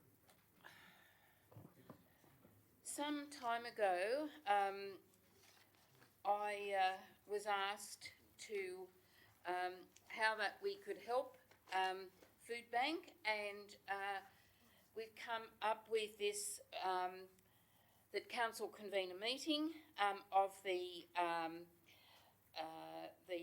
wholesalers. Foodbank, for those of you who may not be familiar, is a charity in itself which provides has a large warehouse, and it provides food to 600 charities. Any charity can join Foodbank and have, and you would have heard tonight the lady that came and spoke about her organisation, which gets food from the Addison Road Community Centre, which is which is an organisation that works with Foodbank. So they have been operating since 1992, providing almost 200,000 meals a day now for people in all sorts of circumstances, to schools to provide meals for disadvantaged children. For many of the charities, you can purchase just what you charities can be getting things from local areas, but then purchase extra things that are missing from Foodbank. They deliver, or you can pick up. It's an amazing service. So the suggestion is that we convene a meeting with food wholesalers in our area to see if there are any further assistance that these people can give to Foodbank. Thank you for that. I'm happy to second the motion, but I'll withhold my right to speak. Is there anyone who wishes to speak against the motion or to amend it?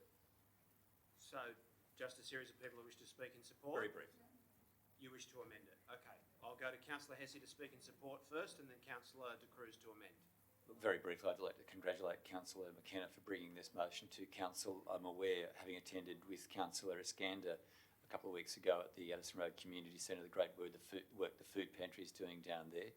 And Miss Munoz, of course, was there. We were pleased to be there with Craig Foster, the former captain of the Socceroos, who has been also putting his weight behind this campaign to improve food security for people who are much poorer in our community. And it's a great initiative of people like the Addison Road Community Centre, organisation of Food Pantry, and of course the work that has been identified by the Foodbank by Councillor McKenna, and I think it's a great initiative and happy to support it. Thank you. Okay. Councillor De Cruz.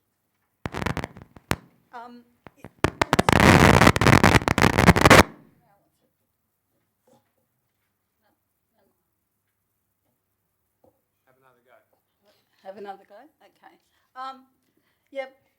Concerns were raised with me about singling out Foodbank for the meeting, and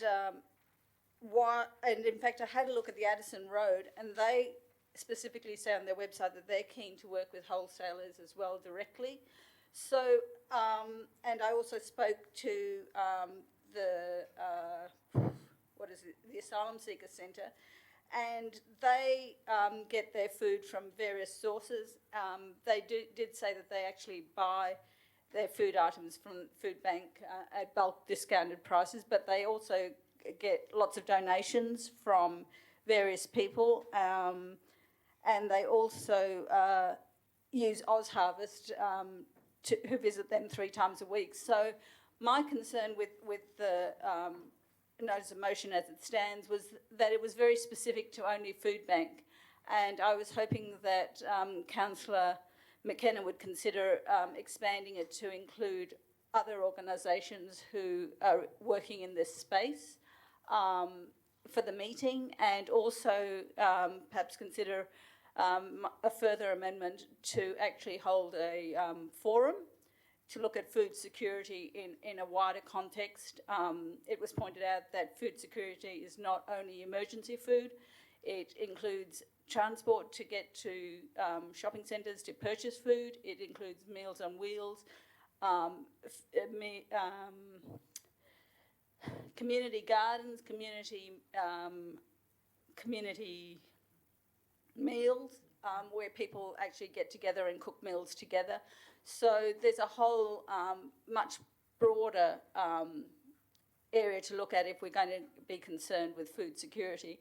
And to that end, I was hoping that we could also hold a forum to look at food security and have many speakers, and to provide an opportunity for people to exchange ideas and work with Inner West businesses as well as charities. And I also believe that there's the other aspect that Councillor McKenna actually raised was she was a bit concerned about food waste and how we manage waste.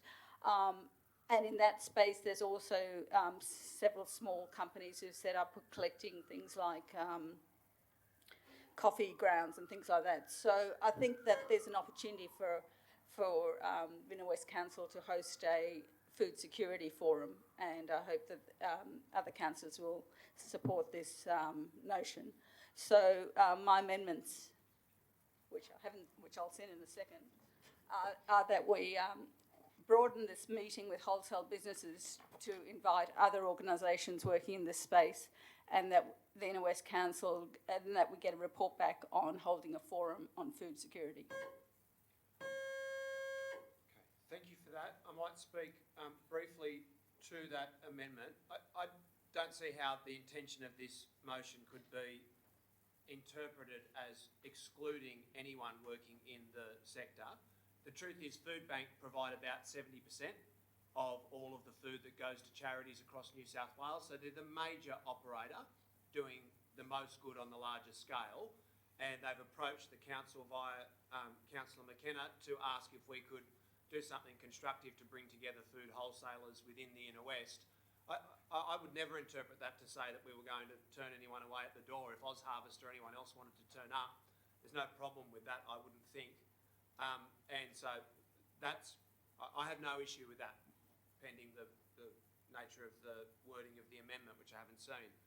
In relation to holding a whole separate forum about food security, that is an imposition on council officers, and we do need to be conscious of the fact that there's not unlimited staff time. The McKenna motion essentially seeks for us to send a note and arrange a venue for food wholesalers to come along. Getting into a whole broad policy area of food security and convening a forum on that would be costly and time consuming. And I do think we need to be cognisant of the fact that we can't just impose new work on council officers all the time without liaising with them about what's achievable and about making sure that we're optimising their professional efforts and expertise. So I'll note that in relation to the De Cruz amendment. Are they two separate amendments, Councillor?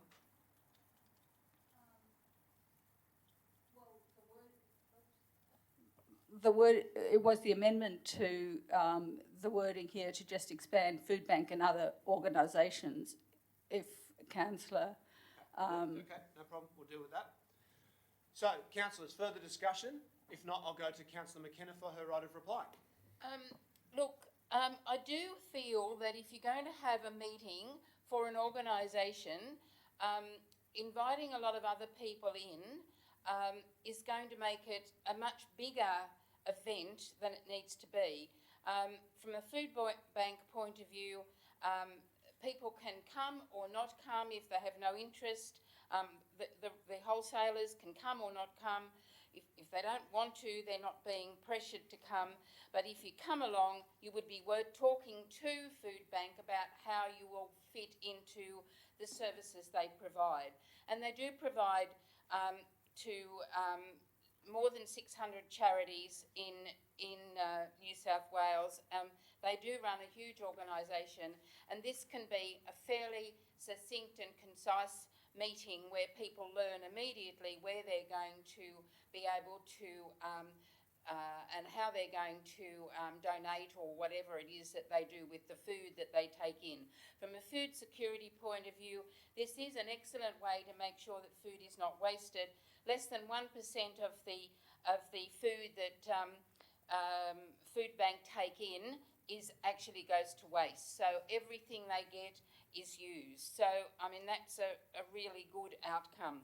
So I would just like to leave this motion just as it is, because from the council point of view, it's something that council can convene fairly easily, and then at some later date if we want to look at food security. But look, council staff are really somewhat overwhelmed at the moment, and I really don't want to create new areas of interest for them to have to find time to do something like a whole thing on food security.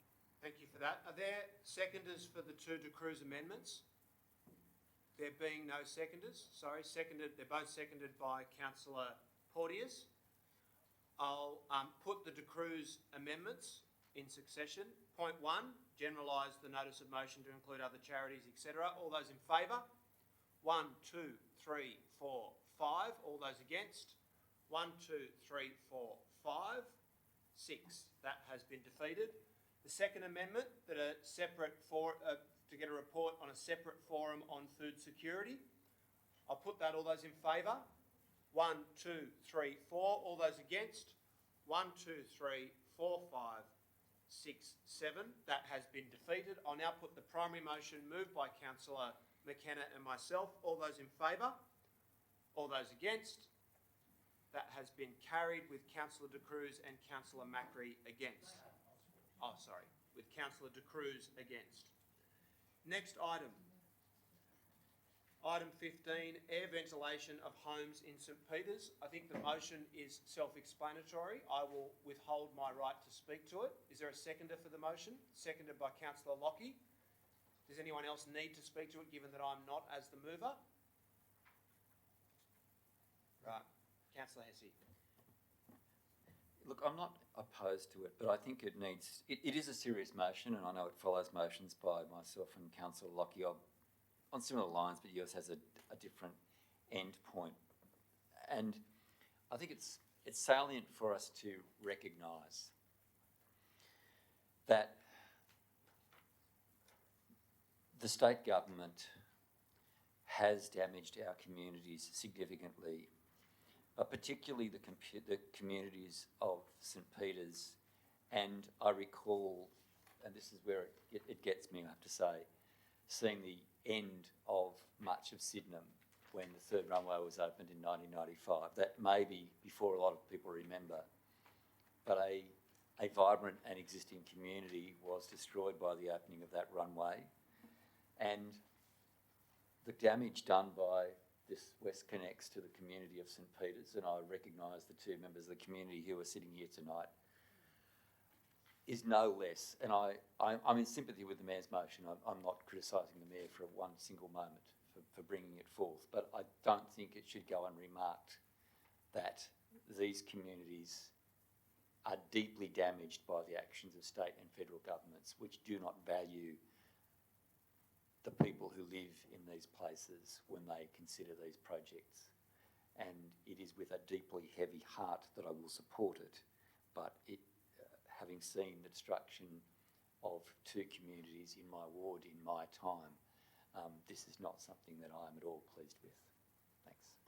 Okay, thank you for that. I'll also refrain from making a right of reply, except for noting that my lack of comment to the motion previously was intended just to speed up the process so that the other residents from St Peters in attendance tonight could have their motion heard.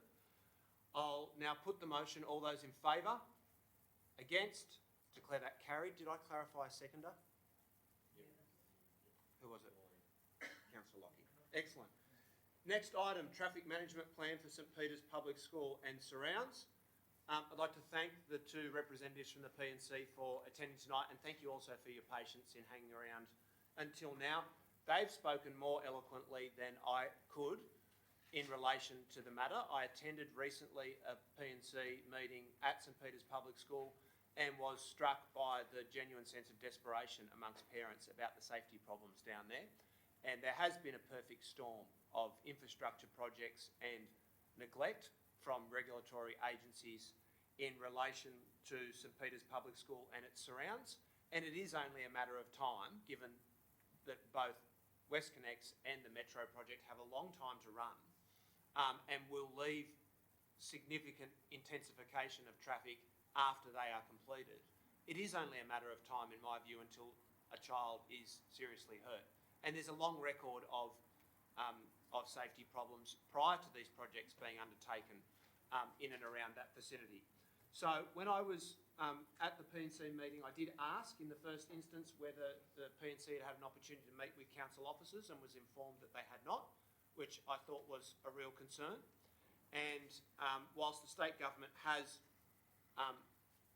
primary responsibility for addressing the issues that have been raised, and they do have a right of veto over anything that we might propose, that can't be an excuse for us to sit on our hands. And I think we need a unanimous resolution of the council to put a political imprimatur behind this, and to get our professional officers down there to work in collaboration with the P&C and with the whole school community to do what we can immediately, and to demand forcefully and effectively that state agencies also implement safety measures at their end. So I will move that way, and further to that, I will take personal responsibility if the motion is adopted for coming along with the officers to the P&C to discuss the issues and invite the ward councillors to do so as well. Councillor Lockie? Yeah, I'm happy to second the motion. It's a complete disgrace that even a basic request such as a 40k an hour school zone around that school hasn't been implemented. And if my memory serves me correctly, this is obviously something the school community and local residents have been agitating for many years, and I know that council officers have been doing that in various community reference groups and forums that they've sat within as well.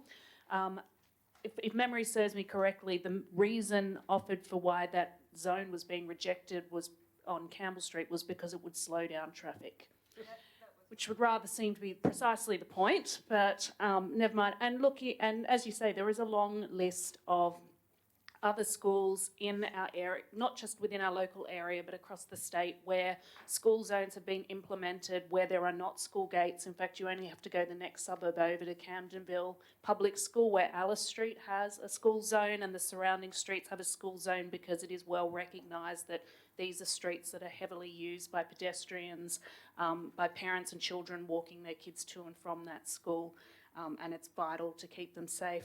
I would ask the Mayor to consider an amendment to the motion based on both what our speakers have said tonight and also the reports that we have had recently, that Council also write to the Minister for Roads and Transport and the heads of the WestConnex and Sydney Metro projects to urgently call for more effective action to prevent and enforce the use of unauthorised truck routes in St Peters by those projects, because both of those roads that our speakers mentioned tonight, Silver Street and Campbell Street, are not authorised truck routes. Campbell Street is not an authorised truck route for the Sydney Metro project. Silver Street is not an authorised truck route for any project, but we know they are the two main culprits, particularly when it comes to those bigger trucks in this area. So I would ask that this be added.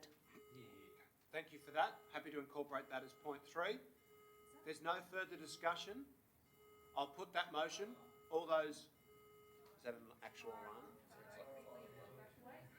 I'll put that motion. All those in favour? Against? Declare that carried. I'll now ask for direction from the council officers about what we should do in the... That's a fire alarm, everyone. Please to nearest exit, one I formation. declare the meeting closed. Thank you.